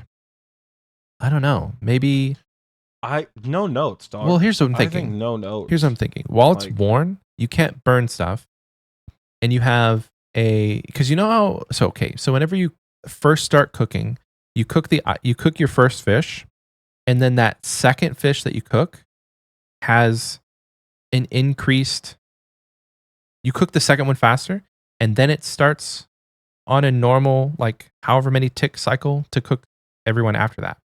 I think it would be cool with cooking once you hit 99, since a lot of people do it after. There is 25% chance that you'll cook the next fish at that faster tick speed. So you can't, you can one tick karambwans. You can't one tick. I think you can one tick other fish if you drop them and pick them up. But this would allow you to like skip. Hold on. Let me look and see how many ticks the cooking. So my thing is it actually faster or is it an animation stall? That's my question. Are we actually cutting down the amount of ticks between the first and second food item, or is your character animation stalling because you're going like this over the fire, and then you're getting the item, and then you're getting it again? Like, is it actually faster XP, or is it? I need to go find a range. I'll go fucking test this myself. For it. I don't care. Let's see. I don't have how many fish I can cook. Okay, so after a little bit of testing in the lab, turns out that there is a quick. It's not an animation stall. It's actually you're saving a tick between the first and the second. I think that's to make up for the fact that you have to actually click the action. I don't know why, but there is a tick saved between the first and second fish. Does that just like overcomplicate shit of like a SKILLCAPE perk that is pretty good? Like, are we just overcomplicating the? Are we overcooking it? Are we trying to do too much with? Let me cook. but it's already cooked is the thing. Yeah. Like we've already. So just as a recap, my idea was when you're wearing the cape, there's a 25% chance that you tick things or you cook things one tick faster than their cycle. So after the second one is cooked, you could, in theory, cook the third one in 3 ticks. And then there's a chance the fourth one could be cooked in 3 ticks. But it's only a 25% chance. So 1 in 4 times in full inventory. Let's see, 28 divided by 4. There's 7 fish that you cooked at a 3 tick cycle. If you hit it every single time. I don't know. That doesn't seem broken. Just save a little bit of time. It's just not that it doesn't seem broken. It just is like, does it matter? Like, we already aren't going to burn all the fish. The thing about it is, with there being so many people that have 99 cooking and so many people that get 200 mil cooking, I don't think you ever really stop as an Iron Man or as somebody who wants to make money. You really never stop cooking. The margins between raw fish and cooked fish are so good that I don't think people will ever stop training the skill. I have 36 million cooking XP on my main. I was going for 200 mil at some point. I think a perk where if it's a little bit faster, be kind of nice. And it doesn't seem to like it's over the game breaking where it's a 75% chance that you save a tick where it's like, it's not that it's overly game breaking. I don't think it's a problem. I just think I think we're good as is. But if you really want to add, what's the percent you want to do? 25% chance. Good Lord. That it saves a tick to cook the next food.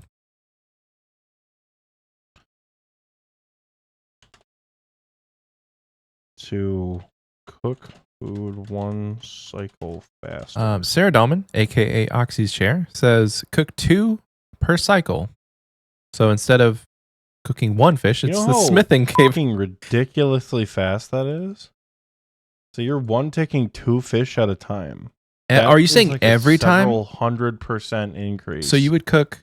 Basically, you would do 14 You're actions. cooking at gauntlet speed. You're doing 2. It's like it would double the tick not speed. Fortis Moons. It's like the Perilous Moon speed of cooking fish. That's way too fast. That's fun though. I know it's that would, to me, that would be kind of game breaking. But it is cool. Okay, I talked about this on the Mod Rice interview episode. That they made it such that the higher the level cooking you have, there's times in which you cook 2 at a time or 3 at a time, and then a little message pops up in your chat, and it says your ability and skill with this, your ability with this skill allows you to like manipulate it to where you've cooked more efficiently. And I think that would be cool to apply to the game as a whole. Like they would have to rework a bunch of stuff, and that's not the conversation we should have today. But I like that. I like that they did that in the caves specifically for a lot of things. Next is fire making. So currently, I think fire making is one of the highest like non-combat capes that people have the most of. 304,000 people have the fire making cape. Currently, it acts as an inextinguishable light source. Doesn't need to be worn. It can be in your inventory. And while worn, it acts as warm clothing for Winter Todd. So it acts as a piece of warm clothing. Or is that saying it acts as all of your warm clothing? I don't know. No, that's very vague. Warm clothing.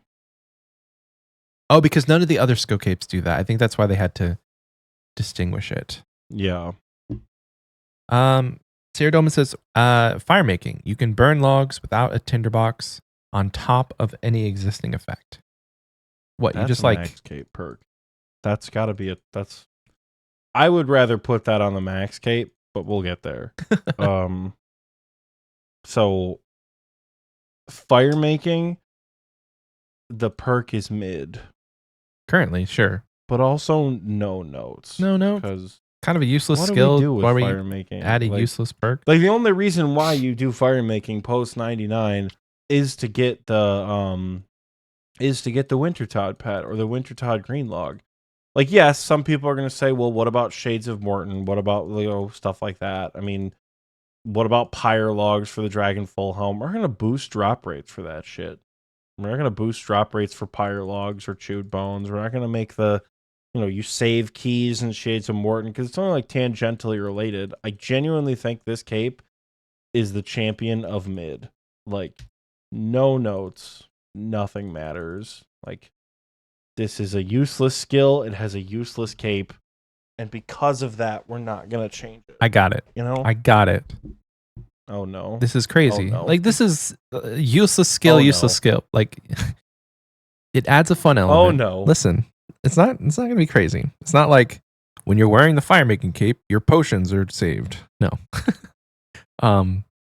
3 times per day, you can right click the cape and there's an option where it says light fire and you have no logs or no tinderbox needed. You can just make a fire appear 3 times a day. So like if you're out in the middle of nowhere and you're like, I don't feel like running back to the bank, say you have your fire making cape with you, you can just light a fire and cook your fish. Or cook what your... What game do you think we're playing? I don't know. Why do you ask? We're playing RuneScape. I would like you to tell me about the last time that you were out somewhere in the game where you were too far from a bank, where you needed to cook raw fish that were in your inventory, but didn't have access to an axe, logs, or a tinderbox on you. And you needed to cook this stuff. You had no teleports to get anywhere else. You were out in the wilderness. Not like the wildy, but like you were out in the middle of nowhere. When is the last time you needed that to happen? 2 things. It happens more than you think. And When? You haven't given me an example. well, I'm getting to it. So, okay, I'll give you the example. The only reason I think this could be super relevant is for scenarios where you have the Iron Man strategy or the new account strategy of going 1 to 99 at Wintertod. A lot of people do that. And so with like on my first Iron Man, I was 10 HP. I was probably like, I don't know, 15 or 16 combat, and I had 99 fire making. So in the early game, there's a lot of times where you're killing cows and you want to cook that meat. The one that comes to mind specifically is Dagonoths. When you're killing Dagonoths, they drop raw meat, raw fish. And it would be kind of cool to just like pop down a fire. You have a full inventory of raw fish. And then for that extra 5 seconds it saved you from running back to the bank, you have a random SKILLCAPE perk that allowed you to make a random fire. When are you going to cook the fish while in combat? I don't know, you run to where you're not like, say you de-aggroed them, you were there for 10 minutes and now they're de-aggroed. So you're already going to leave combat to cook some, let me check my notes here, raw sardines that you get from Dagonoth. They drop raw lobsters. You hush. Well then, shit. We might as well put the raw lobsters in the cape. Michael, what the fuck? I don't know. You asked. Oh, cooking cape. Okay, Fierce cooking here. We're going back to cooking cape for 1 second. Fierce says eat raw fish. That's not a cooking cape. That's the opposite of cooking. Ooh, what's the opposite of cooking? HP? The HP cape allows you to eat raw fish for like slightly less HP. Like, I get it. Someone's out there going, oh, sashimi. You still need to be like, you can't just like gobble up raw fish in your inventory. Like, that's not how sashimi works.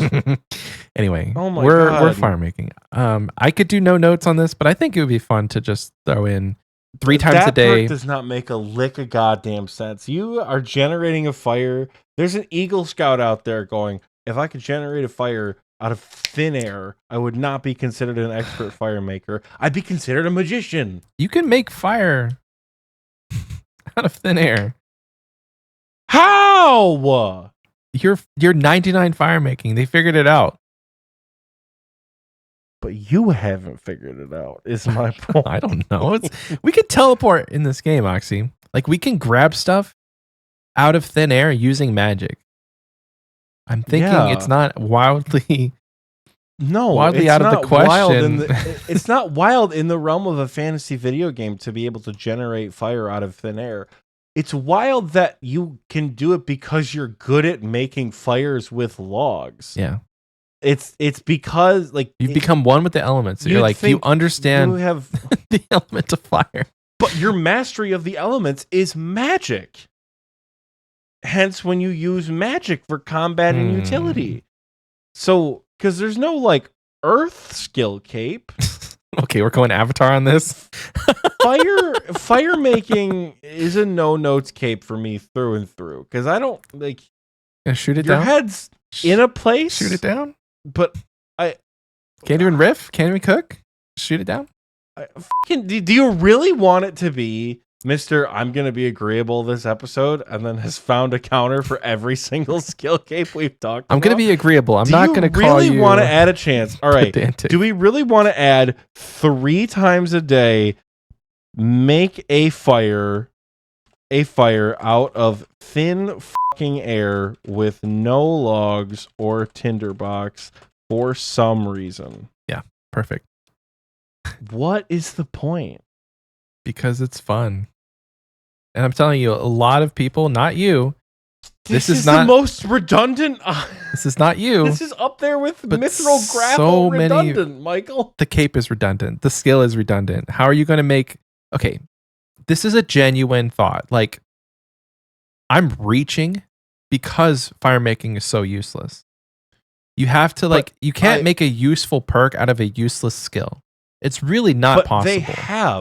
They have made a useful perk out of a useful skill because you can wear this to Wintertod as a warm clothing item. For all Because your some post people hunt 90 for the pet long before they have an infernal cape or a fire cape. and a lot of people get 99 fire making in the early game. Like starting out, brand new account, they don't do anything but get 99 fire making. So like having the ability to make a fire anywhere could really be utilized more than I think you and your game. But where is the question? It's just a utility. It's like, okay, now I have a mithril grapple 3 times a day. How many times are people using a mithril grapple? And that's in the game currently. That's not disputed. That's not a perk we're doing. Like they sat down and they said 99 fletching, you get a free mithril grapple. It's along the same lines. Fletching is useless post 99. I would never have trained fletching past whatever the diary requirement is, like 90, I think. I would never have trained fletching past 90. With a boost. What's that? It's 90 if you use a stew. Yeah. I use the dragon fruit pie, but yeah. So I would never have gotten 95 or whatever it is, 99, except for wanting to max. Same with fire making. I think it's 85 for the clue step to boost for a magic log or redwood log, I mean. So redwood log, and let me tell you, boosting for a redwood log feels like shit. Like just get so maybe 90 making. 90 fire making. But like past 90, completely useless. I have never once said, I need a light source. Let me bring my fire making cape. When the Kandrin Headgear 1 does that. Anyway, we can move on. I don't want to argue about the fire making cape. It's like okay. So in my day, stupid fucking perk too. Hell yeah. Okay. Wood cutting. Cutters of wood. There are 171,000 people with a wood cutting cape, and while worn, you have an additional 10% chance of a bird nest falling while chopping trees. First of all, woodcutting cape needs a woodcutting guild teleport. And I think that is a dog shit chance. Or I think it's a dog shit perk. You know why? Because when I'm woodcutting, the last thing I want to do is stop and look for more bird's nests when I'm already missing half of them. So now when I'm wearing the cape, I'm just going to be way more distracted. I guess forestry is a thing. So like you're already distracted. I think you should be able to combine the forester's backpack and the woodcutting cape into one, just so that you can wear the skill. Already do that? Oh, can you? I don't know. Can you? Oh, I don't think so. Is there not like a clothes pouch where you can put the woodcutting cape in? The woodcutting cape can be stored in a forestry kit or basket that has expanded the way the cape pouch, allowing you to receive its bird nest boosting effects while wearing either of those instead. Merely carrying a forestry kit or a basket is not sufficient benefit from the effects of the woodcutting cape being stored inside. It must be equipped. So you can have so it's the same the forestry basket or the forestry kit. But like I'm saying the other way around. Because I want to look cool with my woodcutting cape and not have to wear the backpack. You can, I guess it can go, it goes one way but not the other. Just buy another woodcutting cape. 2 woodcutting capes? Oh yeah. One on the front, one on the back. Ooh, what if you did it's fucking like you can like the forestry kit still works if it's in your inventory. Oh, that's true. And if you're doing forestry kit, in theory, you're trying to do forestry activities. Mm-hmm. So either keep it in your inventory or keep it on your back. And if you really want to show off that you 99, if you have 99 woodcutting, keep it in your backpack and wear your 99 woodcutting thing. Now you're talking. This is a no notes cape for me. If you really want this perk, if you really want the skill cape perk to be fucked,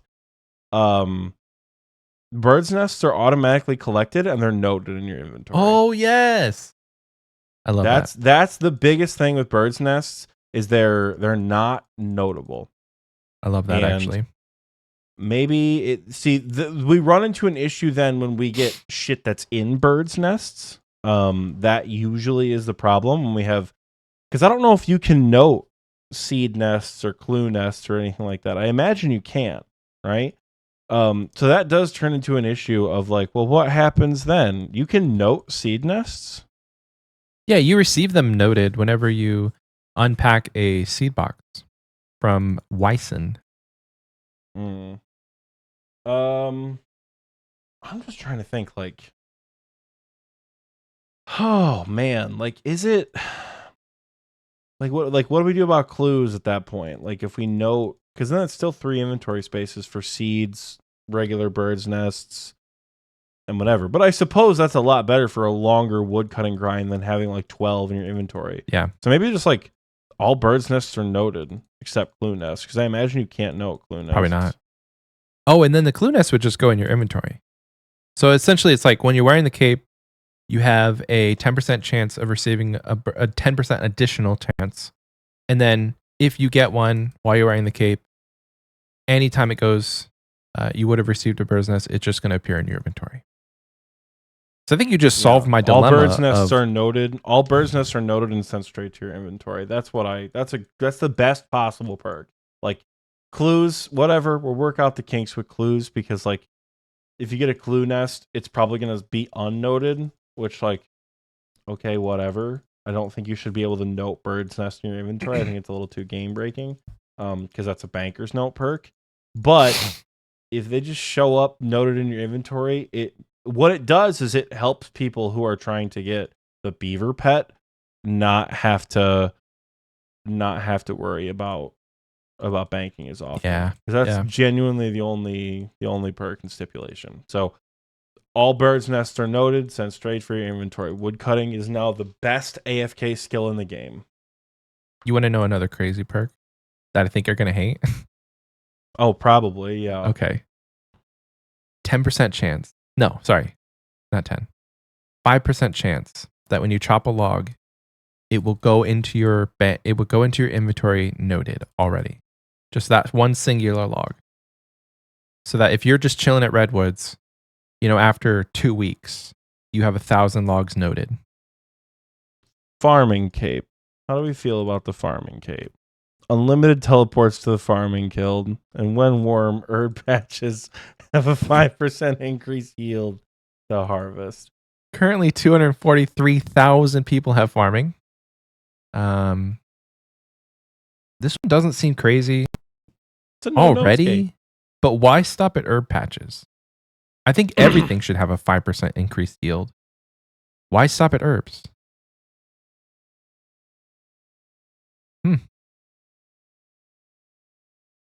This also, it'd be it goes into leagues, but like you get a teleport to every single tool leprechaun.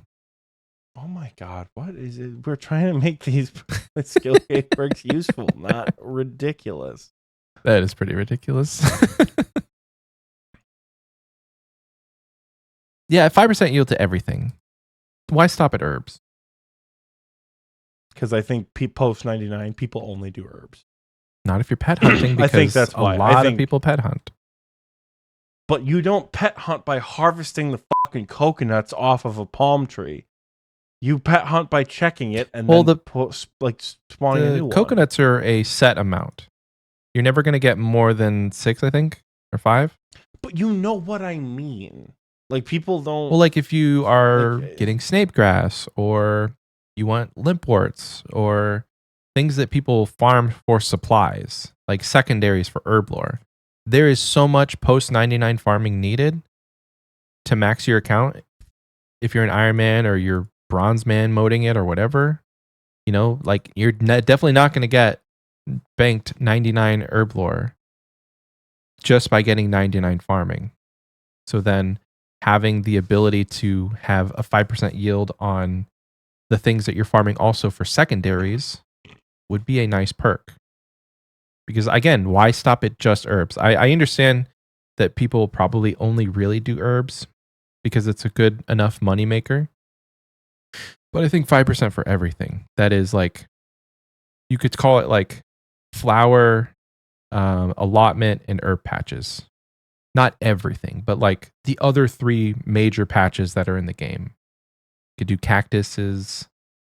Okay, cool. So everything. Bushes. Well, you're talking about like you get 5% more. No, I wasn't saying you get 5% more coconuts. I'm saying people aren't generally getting the chances for the farming pet by picking the individual items on like a fruit tree, for example. Oh, right? We'll just make it apply 5% extra for everything. This includes seaweeds, cactuses, allotments, flowers, bushes, all this other random shit. nice. Whatever. It's sure 5% yield for everything. We've made it through all 23 skills, but for the sake of consistency, we've got a few more capes left. We've got a few more left to smash out here. Yeah, the quest cape, the diary cape, and the fucking Music cape? music cape. Then I have a perk I would love to add to the max cape as well. All right. So the wiki doesn't actually give us how many people have the quest cape because that is not something that they can track. Actually, they don't give us any data on achievement diary cape, or the music cape. Again, it's just not something that they can track because they're pulling from the high scores for these numbers. So currently, Quest Cape offers unlimited teleports to the gates of the Legends Guild. It's a very interesting perk. I guess location, I don't know. If you're going to add a teleport, the Legends Guild doesn't seem like it fits the theme. I guess maybe because like at some point the Legends quest was the Legends penultimate quest was the that was the last quest. Penultimate means second to last. You know that, right? It's the last. Oh, quest. does it? Yeah, penultimate is second to last. The second final. Semi-ultimate? But little baby ultimate? Just sure. But the Legends quest was the hardest quest in the game for a brief period of time. So cool, I guess. The teleport was added in 2016, so it's not like this is a super old thing. But the reason that people still keep it and they use it is because before you can put a spirit tree in your house, this was like the closest teleport to a spirit tree. Ring. Oh, sorry. Fairy ring. Before you could put a fairy ring in your house, this was the closest teleport to a fairy ring for a long time. I guess like you could put a fairy ring in your house for a long time anyway, but this is kind of a budget way to do it. Whenever the quest cape was really easy to get, like the hardest quest was like Monkey Madness 2. This was bonkers, or like mid game. Because I didn't have a high construction level because construction was expensive, but I definitely had a quest cape. And I used that bitch every time. I'm just trying to think, like, the quest cape is substantially harder to get now. What even is an accurate reward? Like, it's got to teleport to a fairy ring. Cool. What else do we add a teleport for it to? You know, like, that's kind of how do we make this cape better? Like, what other locations are significant? I'm trying to think of other significant locations. We've got the Myth Cape to teleport to the Myth Guild. We've got the Teleport Sea to teleport to Prif. We've got the Ring of Shadows to teleport anywhere from Desert Treasure 2. We'll probably have some sort of teleport item added for while Gothic sleeps. We've got the Pharaoh's Scepter teleport for Beneath Cursed Sands. We've got the Draken's Medallion for Theater of Blood. I'm thinking, like, of the quests that came out after this perk, they all have a teleport associated with them.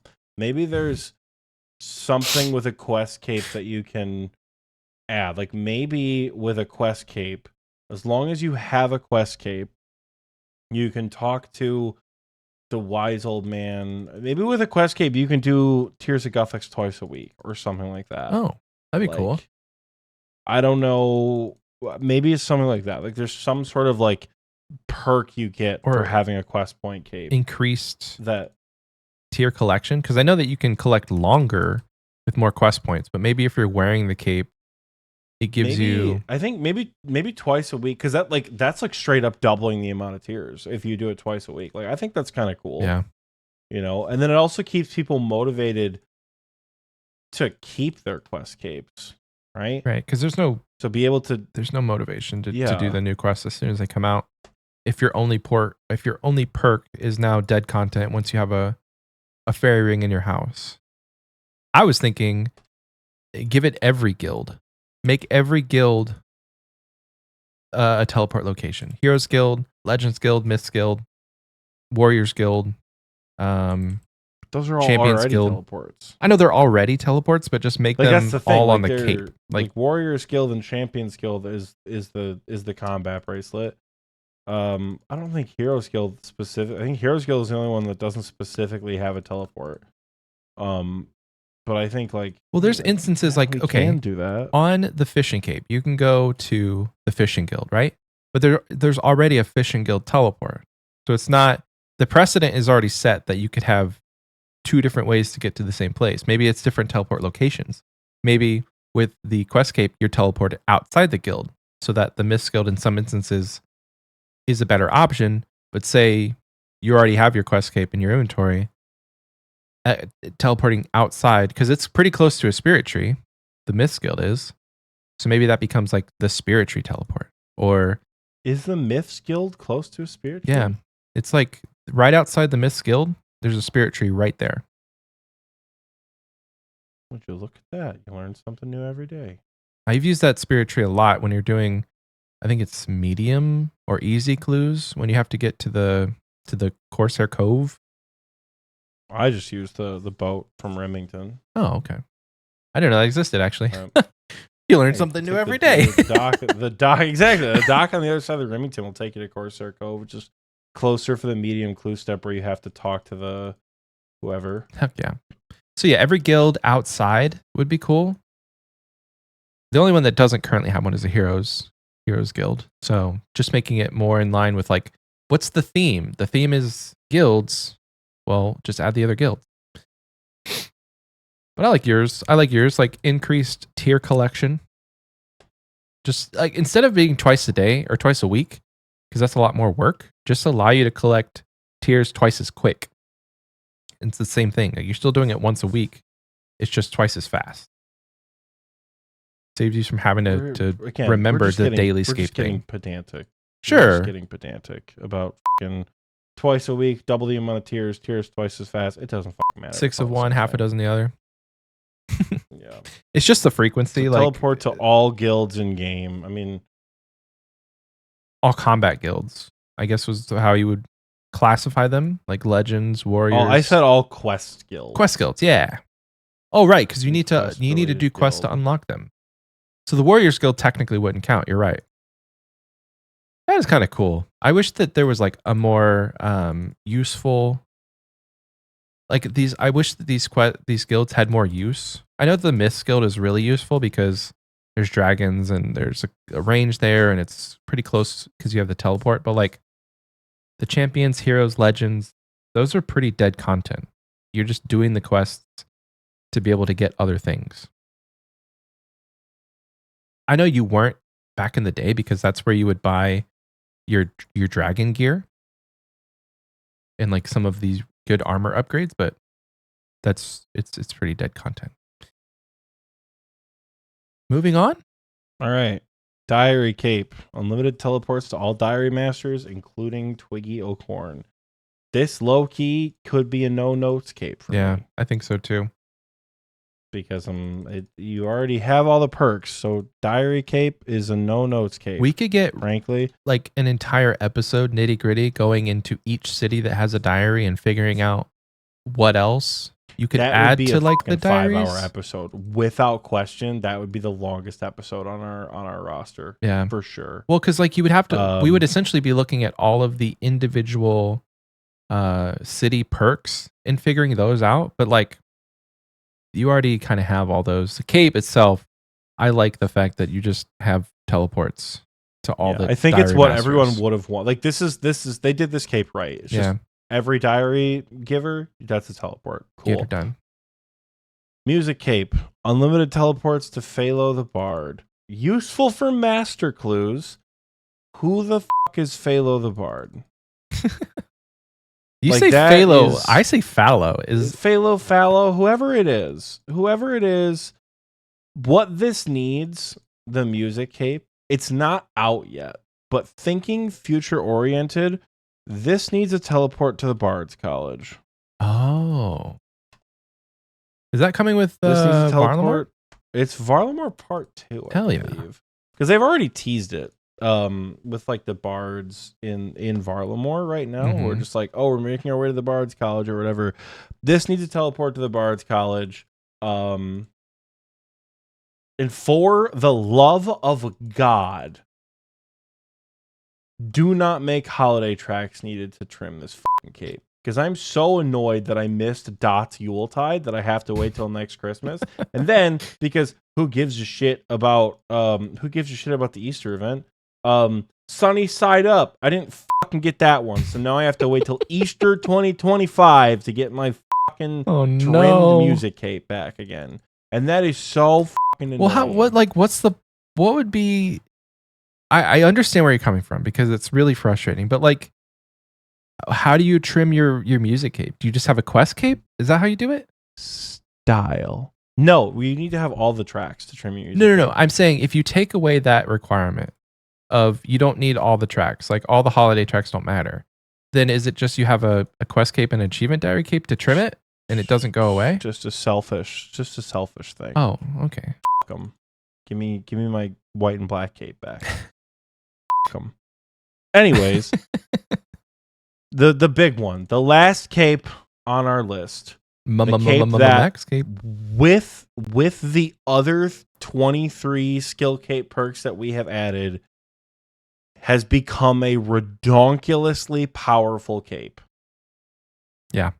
Well, in here's what I'm thinking. All scenarios. All situations. Here's what I propose. It has been told in the Xpwaste chat, in the community question, in the YouTube comments. People have said the only way to make this not the most redonkulous cape in the world is at any given time, you can only have 3 skill cape perks activated. So instead, go ahead. So instead of it being you have like all the unlimited run and all of the combat perks and like you're saving potion doses, like it's like you pick the 3 that fit your situation the most at any given time, and then that's the 3 that you have for that cycle. Like you choose 3, you're locked in until reset. After reset, you can pick again or you can leave them, and it doesn't stack. Respectfully. Yeah. That's some RS3 shit, and we have worked way too goddamn hard because unlike RS3, we cannot pay real money to get 99 agility. We cannot pay real money to get these 99 perks, right? This is not Speedscape like RS3 is, right? We have put in thousands of hours to get this cape.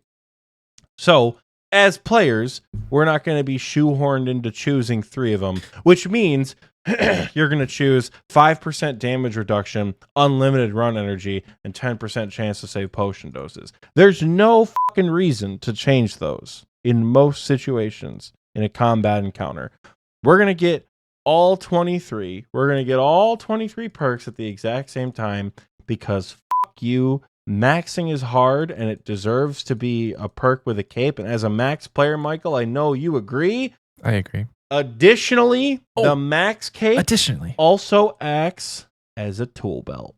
Hell yeah. The max cape allows you to store a hammer, a chisel, a spade, a tinderbox, a bronze axe, a bronze pickaxe, a lock pick, a rope, and a fucking I don't know what else. And what else do you use in a whatever? The max cape is the tool belt. I like how you can so you can light fires out of thin air. I like how you said to my argument. I like how you said this is not RS3, and then you said RS3.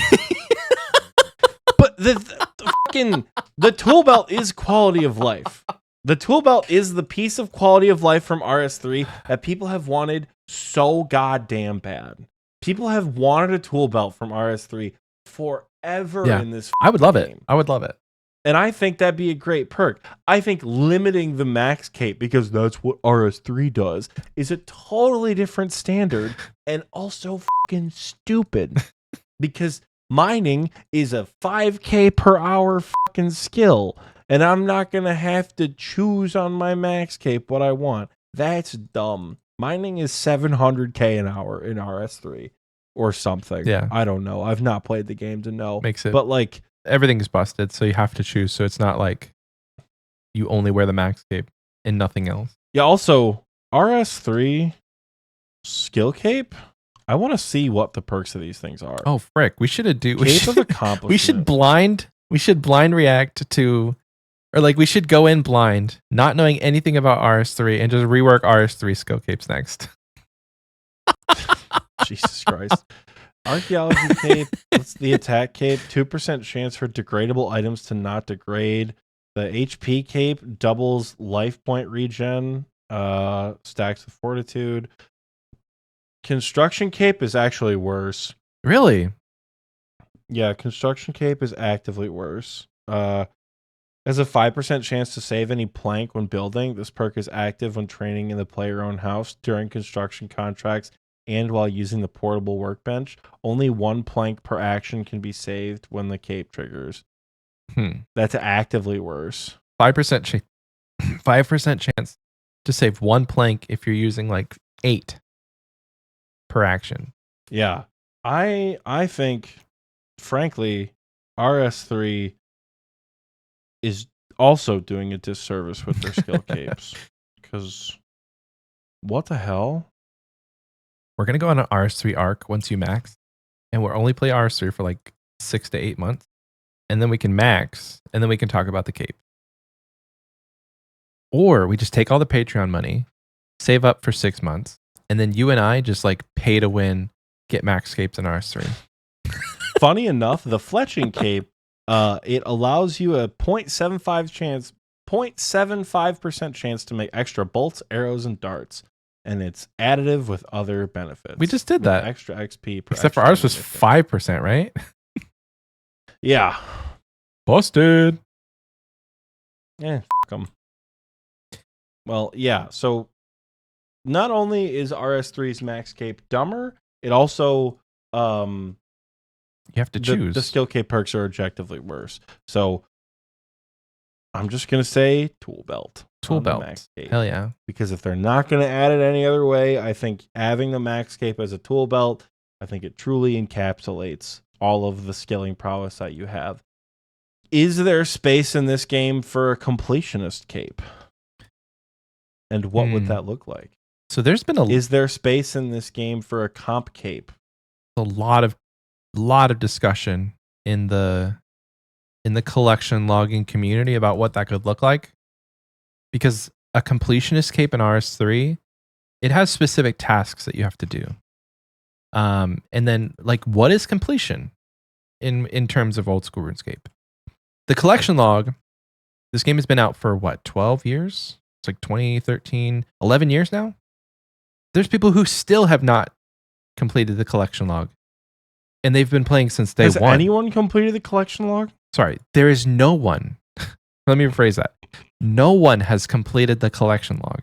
And they've been like, people have been playing since day 1. It's just too many hours. They keep moving the goalpost back with the collection log is the problem. It's not... yes, with the addition of Varlamore itself, they added a shitload of collection log slots. While I agree, I don't think the brick wall is necessarily that they keep adding it. I think it's the fact that you have the mega rares. Mega rares. Absolutely. Scrolls. It's the third age age. mega rares. That's the problem. Third age is the brick wall. Because there's not enough time in the span of our lifetimes. I don't think there is enough time that you could physically play to be able to get all of it done.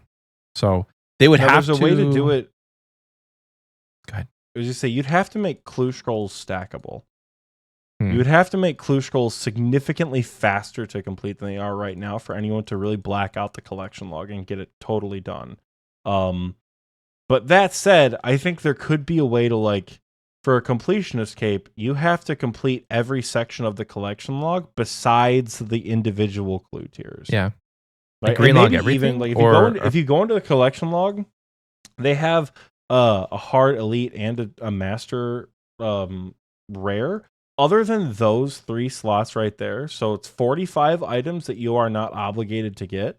Once you get everything but those 45 items, then you have the completionist. Because, like, yes, something like medium clues, sorry, Mima, can take like 3,300 clues to get, right?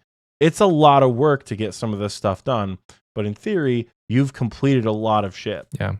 Like, the mini games and the other, like, All pets is a bit of a big ask. That one might be tough. All pets is a big ask. Slayer is a big ask. Miscellaneous is a big ask. Like, how, in what universe do you kind of justify these things for a comp cape? If a comp cape existed, is it out of pocket for it to act as an infernal cape and a quiver and an MA2 cape? If a comp cape existed, do we think having it act as the 3 best in slot combat because like, okay, is wild? Here's the question. Would the comp cape include having to get an infernal cape? I mean, the infernal cape is on the collection log. The quiver is on the collection log. I guess if your definition of comp is green logging every single piece of content, my definition of a comp cape is like a percentage of the collection log is completed. So technically, if you had it be a percentage of the collection log, you could work it in such a way that you don't need to fill out the Tiz cow. But to me, that feels so. 2 surprise exams in one episode. You don't beat that. To me, that feels so fucking lazy. Like, that is such a cop out to not do the Inferno for me, or the Quiver, or anything else. And I understand you're gonna say, "Well, Oxie, you're an elitist." Like, okay, cool, I am, but it's a completionist cape for a reason, right? If you've not completed every piece of content in the game, why are you allowed to wear the completionist cape? Right? Yeah. If you have completed everything but the Inferno, you shouldn't get the comp cape. Or the comp cape should be you have KC recognized at every single boss. Saul, Fazani, Zuck, you've got it everywhere. You have 99 in every single skill. You have all the music tracks. You have all the diaries done. You've got all the quests done. And you have a shit ton of collection log slots filled in. I think there should be almost like RS3, where there are specific tasks you have to do, right? Like, equip an Infernal Cape, equip a Denzana's Quiver. Like, those are like hard tasks you have to do, as well as getting 1,200 collection log slots, right? They'll count towards your collection log goal, right? They're not going to count, but I just don't think it is. So we're not saying all CAs then. If it's a completionist cape, low key, do we think GM should be in that? I kind of lean towards yes. If you're trying to complete this game, I feel like completing the Zuck helm is a part of that. I say this as someone who is not maxed and does not even have a Verzik helm, right? Like, I'm speaking way far into the future here, but like, I think if we're really completing, it's kind of a disservice to not allow, or to like allow people to skimp out on stuff. Yeah, you know what I well, mean? my counter argument to that was going to be, if you have the comp cape and it doesn't require an infernal cape, then once you get the infernal cape, you could use it on the comp cape, and it would then kind of like, they would morph together. You would have an infernal comp cape, essentially, like how you have an infernal max cape. I think it works with the infernal max cape because it's such a different achievement, right? Like, getting 99 all and doing the Inferno or doing a Quiver or whatever, there's such different levels of gameplay, as opposed to like when you completionist, you have to do all of it. So I think leaving an element out that's particularly difficult, like a Grandmaster helmet or an Infernal cape or a Quiver or something, isn't truly a completionist cape. I think there's a way to do it with like a collection log thing, like a collection log offhand that you might not need to get the Infernal cape for. I've seen people pitch designs for like different tiers of collection logs that are flexes to show how many logs you have. I think, if you get 1,000 collection log slots without the Infernal cape, that's totally fine. Like, there's nothing wrong with that. But I think for a completionist cape, you need to have everything done, which puts me years away from a completionist cape as it is. But I still think you should have everything. Yeah. Well, dang. We did it. All of it is done. We've gone and done it. We have reworked. Speaking of completion, 27 capes. 27 capes we have reworked in these last 2 episodes. This one was a little bit less of a fight night than the last episode, which is probably for the best. But yeah, Michael and I are probably going to go to break because we've been recording for almost 3 hours for this second segment. So that said, folks, let us know what changes you would make to the capes. That will probably also be the community question again. Yeah. We'll see, though. Maybe we'll make it wild. Like, what would you put on a completionist cape? Well, I'm getting ahead of myself. For right now, we're going to break. Enjoy yourselves.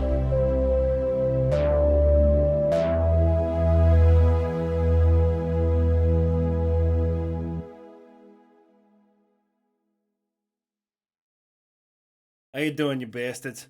My name's Fortunato. I work out of Draenor Village. I sell the best wine in the whole damn continent. Not in Draenor, not in Misthalin, not in Gillinor, the whole world. I sell the best wine in the whole damn world. People tell you, you're gonna buy wine for cheaper on the Grand Exchange. They lying to you. That's juice. That's juice. The best wine comes from me. Huh? The pirates, they buy my wine. Them freaks with the hats over there in Zia, they buy my wine. Okay? You gotta come over here, you gotta buy my wine. At Fortunato's, we don't waste nothing. Very rarely do I have wine that go off because it's so good as far as flying off the shelves. When it do go off though, the vinegar, we're gonna sell that too. I hear there's some old man just east of Iraq or something like that. He wants vinegar. I don't care why. In this business, you don't ask no questions. You're hearing this ad, you're thinking to yourself, you're like, oh, I got some buddies who make wine, I could do that too. You wanna be a tough guy? Huh? You wanna be a tough guy? Make your own wine? Try to outsell Fortunato? Yeah, sure, whatever. I dare you. I dare you to outsell me. In fact, I'm gonna give you a little bit of a head start, okay? Come over to my place, I'll sell you some jugs. They can be full of water, they can be empty, I don't care. Not even your girlfriend at the Grand Exchange has better jugs than me. I get these bitches by the gross. I'll sell you as many as you want. You can make all the wine that you want. It's not gonna be better than me. Come swing by Draenor Village, swing by my wine stand, have a good drink, and leave feeling good, okay? I promise you, you're not gonna find any better wine anywhere else.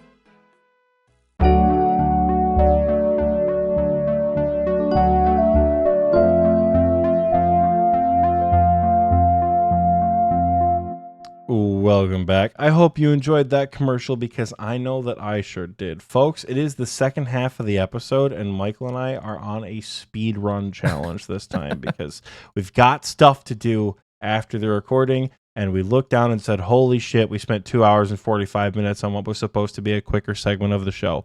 So, without further ado, we are going to get into the patrons. It is Patreon time. We are shouting out first and foremost, Denim Shorts and Zen Arb, our two newest Wise Old Man patrons who should be on the screen right now. You hear that, editing Oxie? Get the picture on the screen, go to Canva, update it with their names, and put it on the sheet for everyone to see. So shout out to you guys. Yeah, thank you. Let's go to filters, saved filters, episode read. That's how we get this pulled up on Patreon. And then once we're there, we sort by names in descending order. So, kicking us off, we have, for the King Black Dragon patrons, the highest patrons in our thing, we have 444,923 XP per day. I have no words for this man. I know who you are. I know who you are, and I'm gonna schmackle you next time I see you. Chaos Cleric, I'm watching you. Apathy, Boston, Broke 70, my dad. Hi, Dad. Cloud Kicker, Cuthbert's anger management coach, aka Clapscape. Damon S, Dicky Bird, Elite Oreo Dunker, MT Birchfield, Prof Slayer, our third favorite supporter, Ralph, Run Metal 15, Rylithian, Satan Loves Oxie and Sorry 666, Soggy Waffles, Seppy J, Sparky Life, Swole's Nose Filled Excitement for Bingo.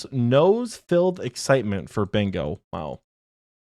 The Big G Jordy and the Crayola Tallymorn. Thank you guys so much for your support at the King Black Dragon tier. It really does mean a lot to us as a flex tier, as what was designed to be like, hey, show off how cool you are. We really do value the hell out of you guys for supporting us like this.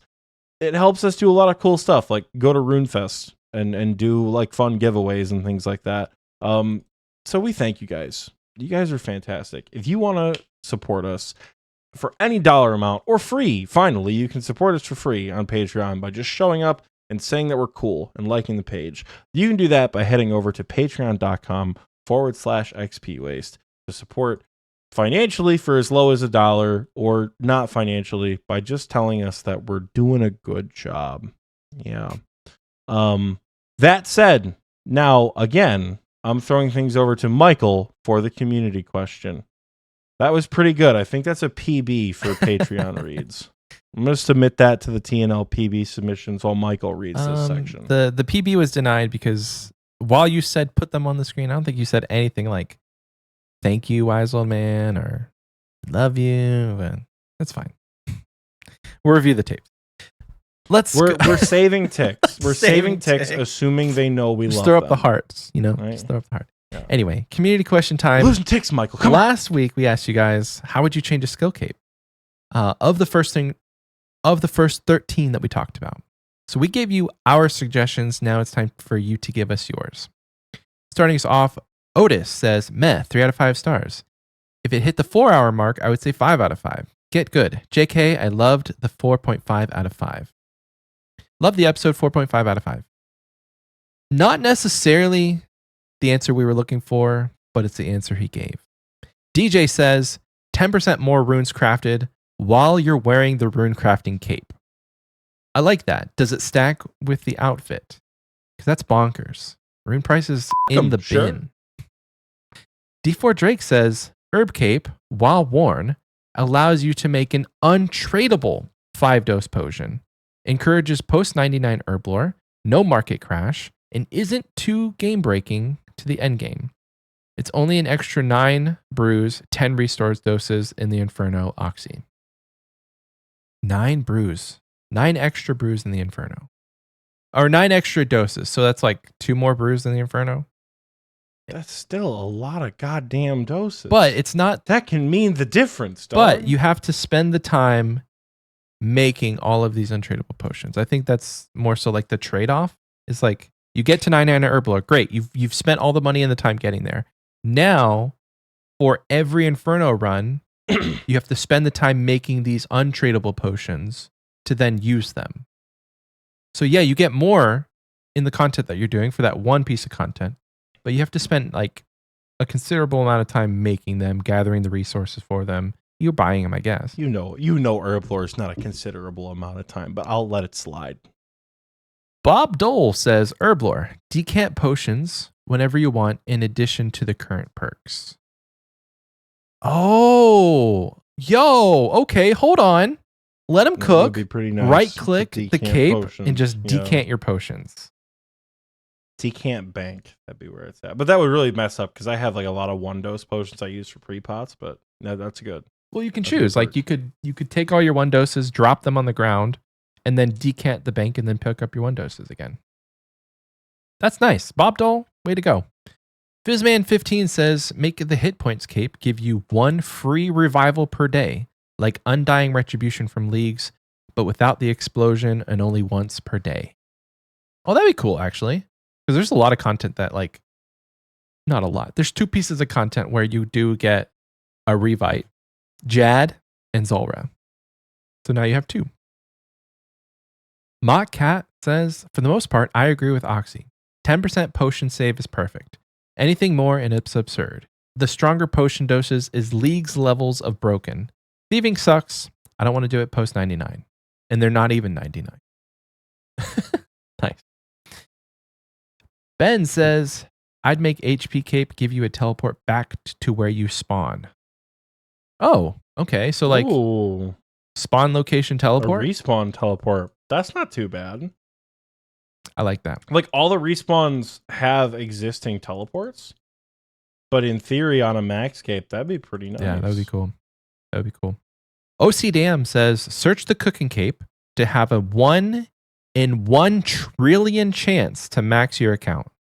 Also, as a fellow dino nerd, how do you let Michael call Quetzalcoatlus a dino? Yep, you'll get there. I know it's not. I know you know it's not. Quetzalcoatlus is not a dinosaur. It's a flying reptile. But unfortunately, as kids, we are shown mainly the pteranodon or the pterodactyl, as it's called. And it's lumped in with dinosaurs. So as kids, most of us are taught that pterodactyl equals dinosaur. In reality, pteranodons and other flying reptiles are not dinosaurs. They're exactly that. They're flying reptiles. They're not birds. They are gigantic reptiles that were capable of taking flight. When you talk about creatures like Quetzalcoatlus or Hatzegopteryx, which were fucking massive animals, like picture it, as I've said in the last episode, picture a pteranodon the size of a T-Rex, and then you've got some of these like larger flying reptiles. All my boys out there who remember, I think it's Ornithocyrus or something. The big guy who didn't make it back and Walking with Dinosaurs. Pour one out for my boy. But like, yeah, no, I know it's not a flying reptile, but sometimes in an effort to, I don't know, not get pedantic over shit, we're just gonna let that one slide. It wouldn't be but I appreciate you because I know you know. It wouldn't be XPwaste without a dinosaur tangent. Thank you, OCDam. Buddy Time says, let me recolor the agility cape like graceful. I imagine a black agility cape. Oh, yeah. That would look kind of sick. Also, make it impossible to fail every agility obstacle. Example is being in Chironwin. You can fail at 99 and get poisoned. So at 99 agility. Is a perk of the agility cape in RS3. Nice. We really do need it to. Do you imagine you're just fucking invincible in the Howled Sepulchre? Like you can't fail anything, so you just run right through at 99. I obviously it wouldn't work there, but I like that. Next up, Preston says, would be really, really OP. I like this already. But the magic cape uses all the powered staffs together while wearing it. Fire staff, water staff, mud staff. Like I said, really OP. Thoughts? Question mark. So the magic cape counts as all 4 elemental staves, and you don't have to use elemental runes anymore. Is that what I'm hearing? Because what the hell? What the hell? Let me read it again. The magic cape uses all the powered staffs together while you're wearing it. Fire staff, water staff, mud staff. So basically you just have unlimited runes. Yeah. You have unlimited elemental runes. While you're wearing it? Holy shit. So runes just like are useless now because 99 magic is easy to get?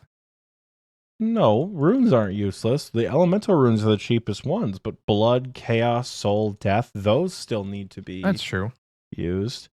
But blood, chaos, soul, death, or even, blood, astral, soul, death, blood, cosmic, soul, death, like it's a lot of extra stuff. That's death charge in a rune pouch if you keep your cape on you. So right?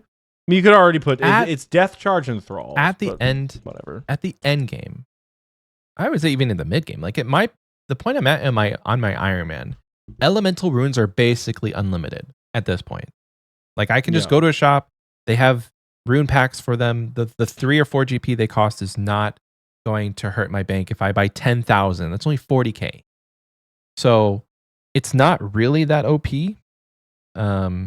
It's OP when you can store another catalytic rune. Yeah, that's what I'm saying. I think that's when it becomes the rune OP. pouch I thing. think because if you really want to get f***ed with it, you combine it with the Mage Arena 2 cape.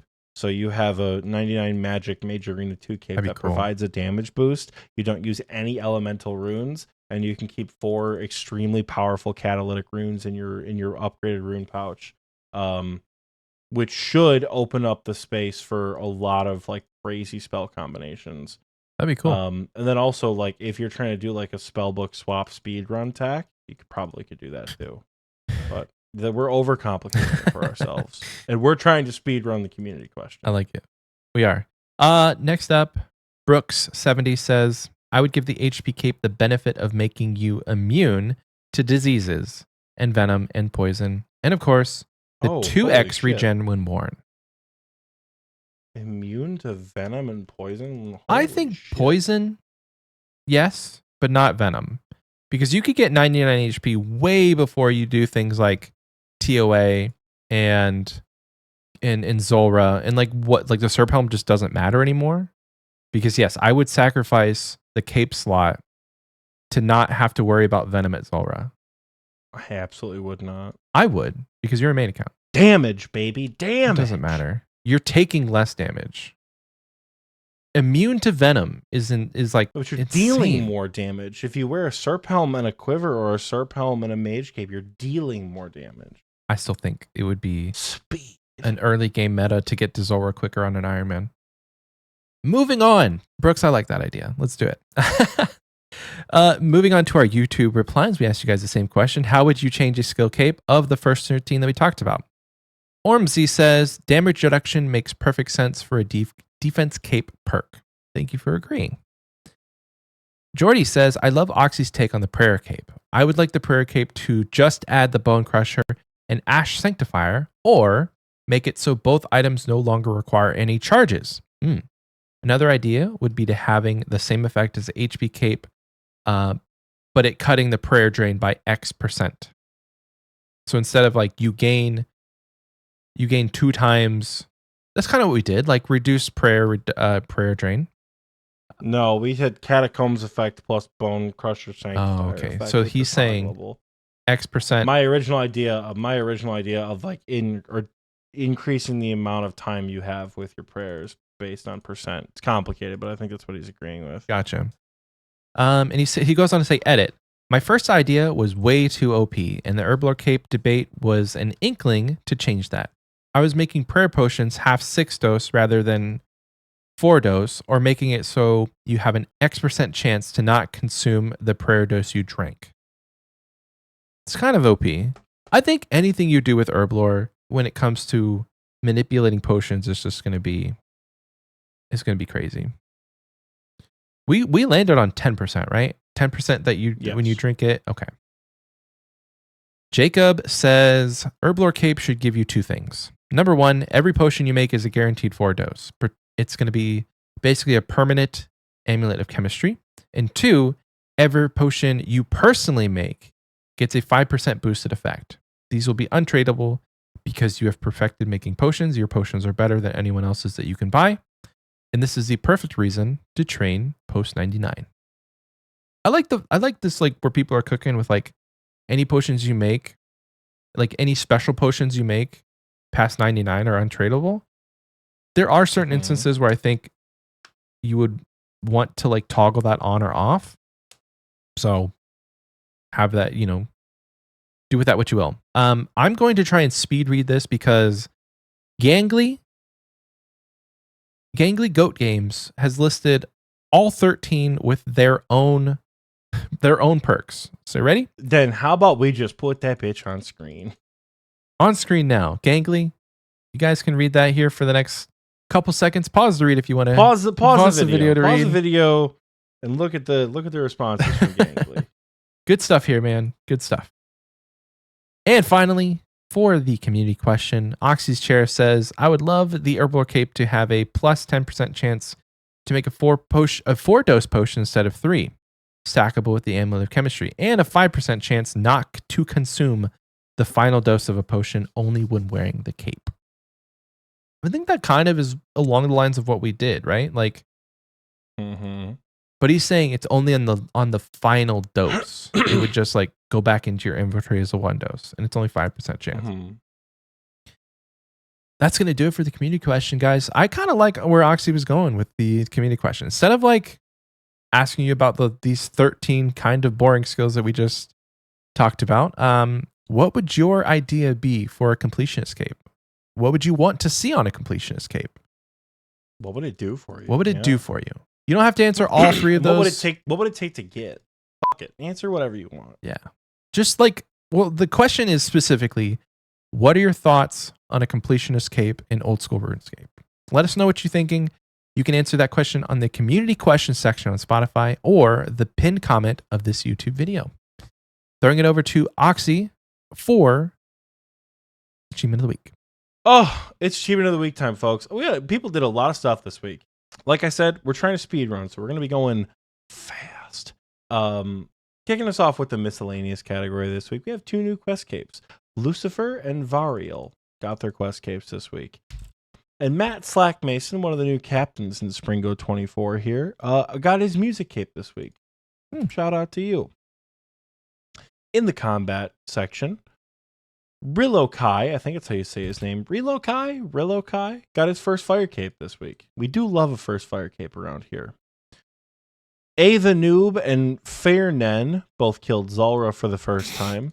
Tapzilla killed Corrupted Gauntlet for the first time. And I want to say just now while we were recording, Unwise Nick, the former hardcore Iron Man, pour one out for our boy, recently killed Gauntlet for the first time. I think that was while we were recording. He did Song of the Elves and then smashed out a Gauntlet. As far as the combat achievements section of the combat achievement bit of Achievement of the Week, whatever it is, Real Crazy completed both the medium and the hard combat achievement diaries. I did all of the Perilous Moons one, except for the one where you have to kill it with the same kind of armor, because I just don't own the armor. And I thought it was going to boost me up a lot, and it really didn't. And I'm so much farther behind Masters now that they released the Desert Treasure 2 combat achievements. So we got to get schmovin' if we want to get Masters this year. But again, post-max. As far as kits are concerned, Big Kyle finally got his Missouri kit. It's going to look huge. Huge for the fancy backpack. As far as, speaking of ranged backpacks, both Strom and Gingertron both got their quivers this week. So we have 2 quivers. But finally, of course, the achievement that reigns over all here in the combat achievement section, Buddy Time achieved his Infernal Cape. Enjoy never having to struggle with a piece of content in the same way ever again. Awesome. The world is your oyster. Speaking of worlds and oysters, though, it's skilling time. Skilling is always the biggest, and this one we have some big ins in the skilling department. Kicking us off, I think we said it last week or 2 weeks ago, but Xfinity got 99 magic. Lucifer achieved 99 hit points and a double-double in Achievement of the Week. Danish Deity achieved 99 woodcutting. MJ Still achieved 99 defense. Darkstar 65, which I could have swore was Darkstar 69, but I guess maybe Mandela effect, who knows, got 99 defense. Rust of Fury got 99 hunter. Skillaxen got 99 cooking. Avengor got 99 defense and 99 magic on the same tick. Silky got 99 attack. Slack Mason, again with the double-double, achieved 99 attack as well. Mako Tako or Mako Taco, who knows? Mako Taco maybe, I don't know. But he got 99 mining, agility, and rune crafting done this week. Knocked out the big 3, bam, bam, bam. That's Called awesome. It good. Trash Pats within the same raid achieved 99 strength, attack, and defense. Which is... it wasn't defense in the same raid. It was strength and attack in the same raid. Defense was a little bit shortly after. Right. And then the last 99, at least I believe it was the last 99 of the week, our boy Submediant achieved 99 magic. Turns out, if you guys stand there, if you guys stand in the smoke arena, the smoke dungeon, smoke devil place, you will sit on 1 HP. You won't die. You'll sit on 1 HP. And your character will say choke and wheeze out loud. How's that related to 99 what? He got 99 magic at the Smoke Devils while on a Slayer task. Yeah. So we all went for his 99 magic party. And they said, make sure you bring a Slayer helm. And I said, Mama didn't raise no bitch. I'm going to wear my fedora. And I did. I wore my Crazy Archaeologist hat. Yeah. And I kept taking tick damage. And I'm like, dude, am I going to die here? And he said, no, it'll keep you on 1 HP. And it will keep you on 1 HP. Wow. And since you can't attack anything because you're not on Slayer task, your character sits there at 1 HP going, cough, wheeze. And you just dance around the room. Yeah. Choke, cough, wheeze. It's great. So random. As far as total level achievements are concerned this week, Dicky Bird achieved 2K total. Lost Leaf also achieved 2K total. And Vespolar achieved 2100 total level. You guys are schmooving up. It's almost time to... Don't worry, 2200 is only a couple years away. I believe in you. There are 3 people this week, though, who no longer have to worry about that. Zepsky, who dropped an awesome image, which I thought the image was super cool of all the skills getting 99. Jay Goose, who got construction, smithing, hunter, defense, prayer, herb lore, and agility in the same week. And my good friend, Mr. Fear Garden himself, all achieved 2277 total level this past week. They all have the max cape. You guys are done. You guys are free. We've been watching the progress for months here with some of you guys. And we are so immensely proud of you for finally getting 2277. 99 all. You guys are free. Congratulations. Because I envy you. Mainly that you don't have to do agility or mining anymore. But I'm halfway there myself. We'll get there.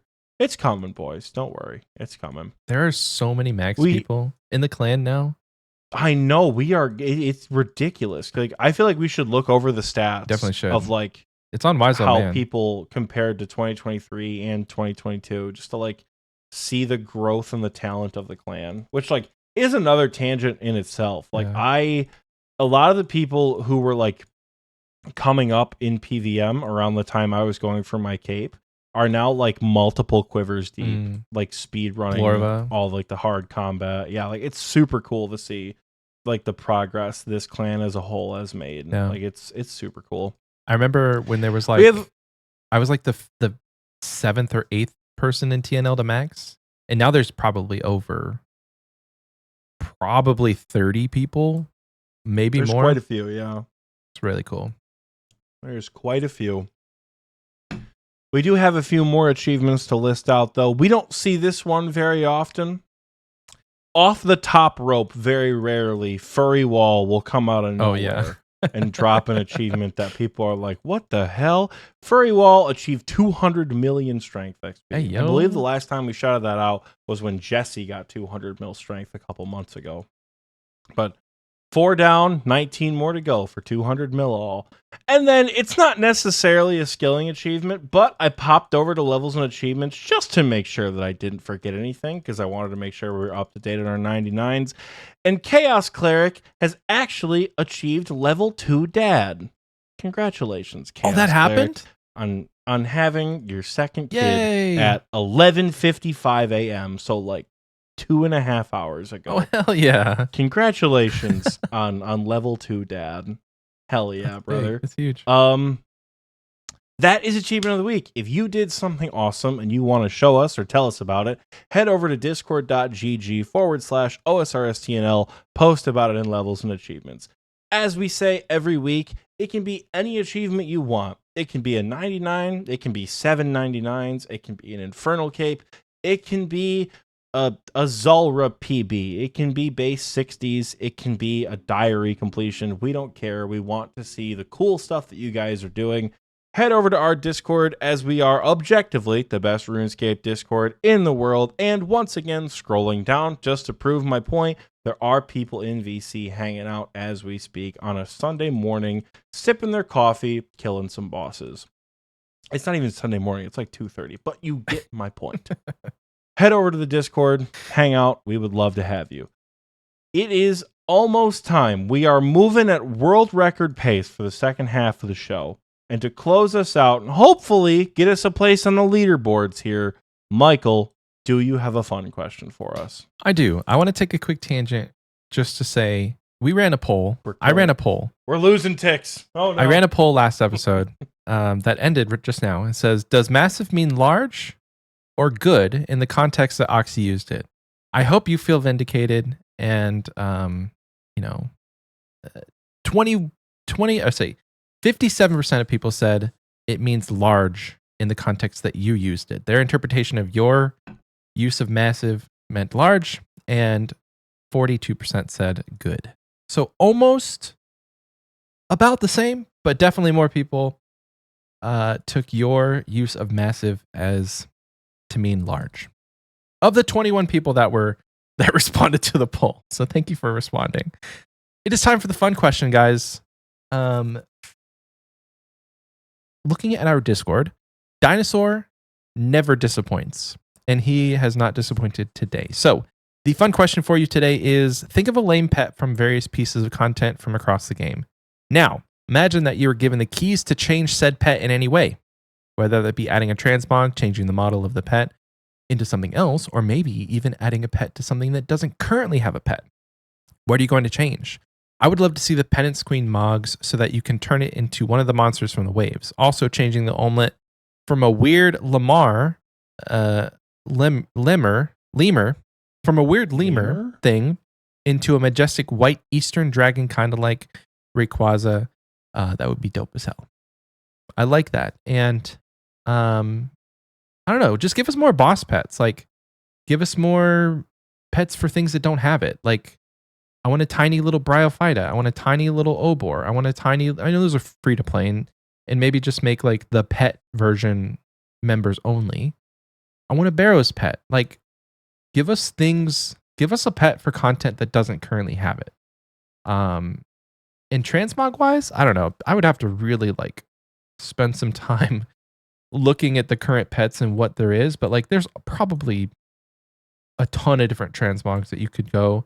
I like your examples though, Dinosaur. Like, give us if you do enough games of BA, like spend points to be able to unlock the different monsters. That would be really cool. They're all really like interesting looking models. So having a tiny little penance attacker or whatever they're called following you around rather than just the queen would be cool. And I do agree that the omelet needs to be updated. It's just weird. What are your thoughts here, Oxie? Oh God. I've had a thought. Oh no. And I don't know if it's a good thought, but I need you. Should I sit down? To everybody sit down for this one. So when you create a RuneScape account and you create a RuneScape character, that character exists in Old School and in RS3. You can log into, let's say I log into my main account on OSRS. I'm 2208 total level. I've played the game for as many hours as I have. If I were to log into RS3, I would have a very different looking account. My account would not be 2200 total level. I've played it a little bit here and there. But my account would look very, very different. But it's still the same account. The same membership pays over. Hear me the whole out when I tell you. Have the game pull data from RS3 and from OSRS. And for some bosses in the game that are present in both RS3 and OSRS, when you green log a boss in RS3, I'm pretty sure you get a special title. Like, let's say you green log Nex, your title would be like Bloodhound, Angel of Death, or something like that, as an example. I don't know if that's actually what it is, but as an example, that's what you could get. If the game checked your percentage completion for bosses in RS3, in Old School, there would be a way to transmog the pet to look like its RS3 variant. Oh gosh. Great. And it would be a fucking wacky art style. Oh, and right. It would look weird as hell. But just like, picture Zuck, right?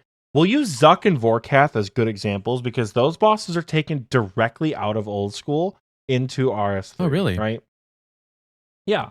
I mean, Zuck didn't exist in RS3. Oh, I didn't know before it did in Vorkath Old School was in RS3. They put, Vorkath is part of the newest expansion. They added Vorkath as a boss. It works. It's like a group boss and functions nothing like the Vorkath. Wow, it looked. Same thing with Zuck though. Same.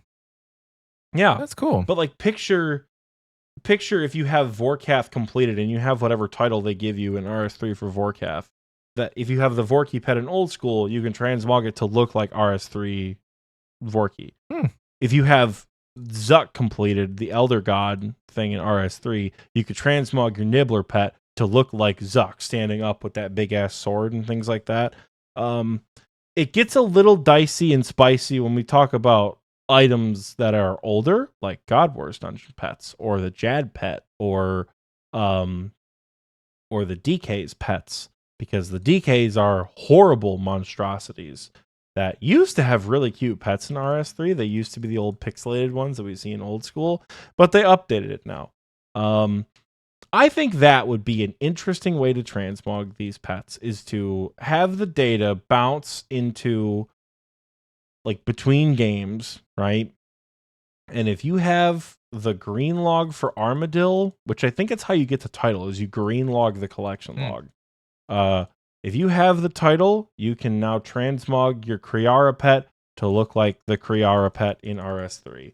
And most of it would be pretty grotesque and horrifying, but I think it would still be kind of neat. Is that something I want right this second? Probably not. But it could be an interesting way to show that, like, you really like RuneScape, you know? Or maybe it's the reverse, where, like, I don't know how you track that from OSRS to RS3 and reverse. Who knows? That's my suggestion for transmogs, is give a fucking RS3 skin coat for some pets. I think it's a bad idea, but whatever. I like it. It would be wild. There has been certain like TV shows and movies where I guess like Space Jam is an example of that, where you have like the Looney Tunes in the real world. It would feel like that. Like just like Who Framed Roger Rabbit type yeah, shit. yeah. Like I'm thinking of like the Jimmy Neutron Fairly Odd Parents crossover episodes, yes. when they would animate them in the style of like of their respective TV Yeah. shows. Like that'd be weird. Like 2D, but it should be in 3D. In Ark Survival Evolved, they have a Parasaurolophus skin where it looks like a TV show, like the animated series, in the actual game. So you'll have like a lush, serene game and then like a cartoon Parasaurolophus. Yeah. Right Yeah, there yeah, as yeah. a skin overlay. So it would look something like that, and it'd be a little wacky, but like I don't know. Into the Spider-Verse. As long as it's not a microtransaction, Right. you know. Into the Spider-Verse also comes to mind. A lot of the art style is Yeah. is blended. So that's cool. Yeah. Wacky, but cool. Thank you, Dinosaur. If you guys want to ask us a fun question, you can do Did so. you give us an answer? Yeah, I said, give us boss pets for things that we don't have, like Opal or Bratfighter. Oh, that was your answer. Yeah. Okay. Yeah. Nice.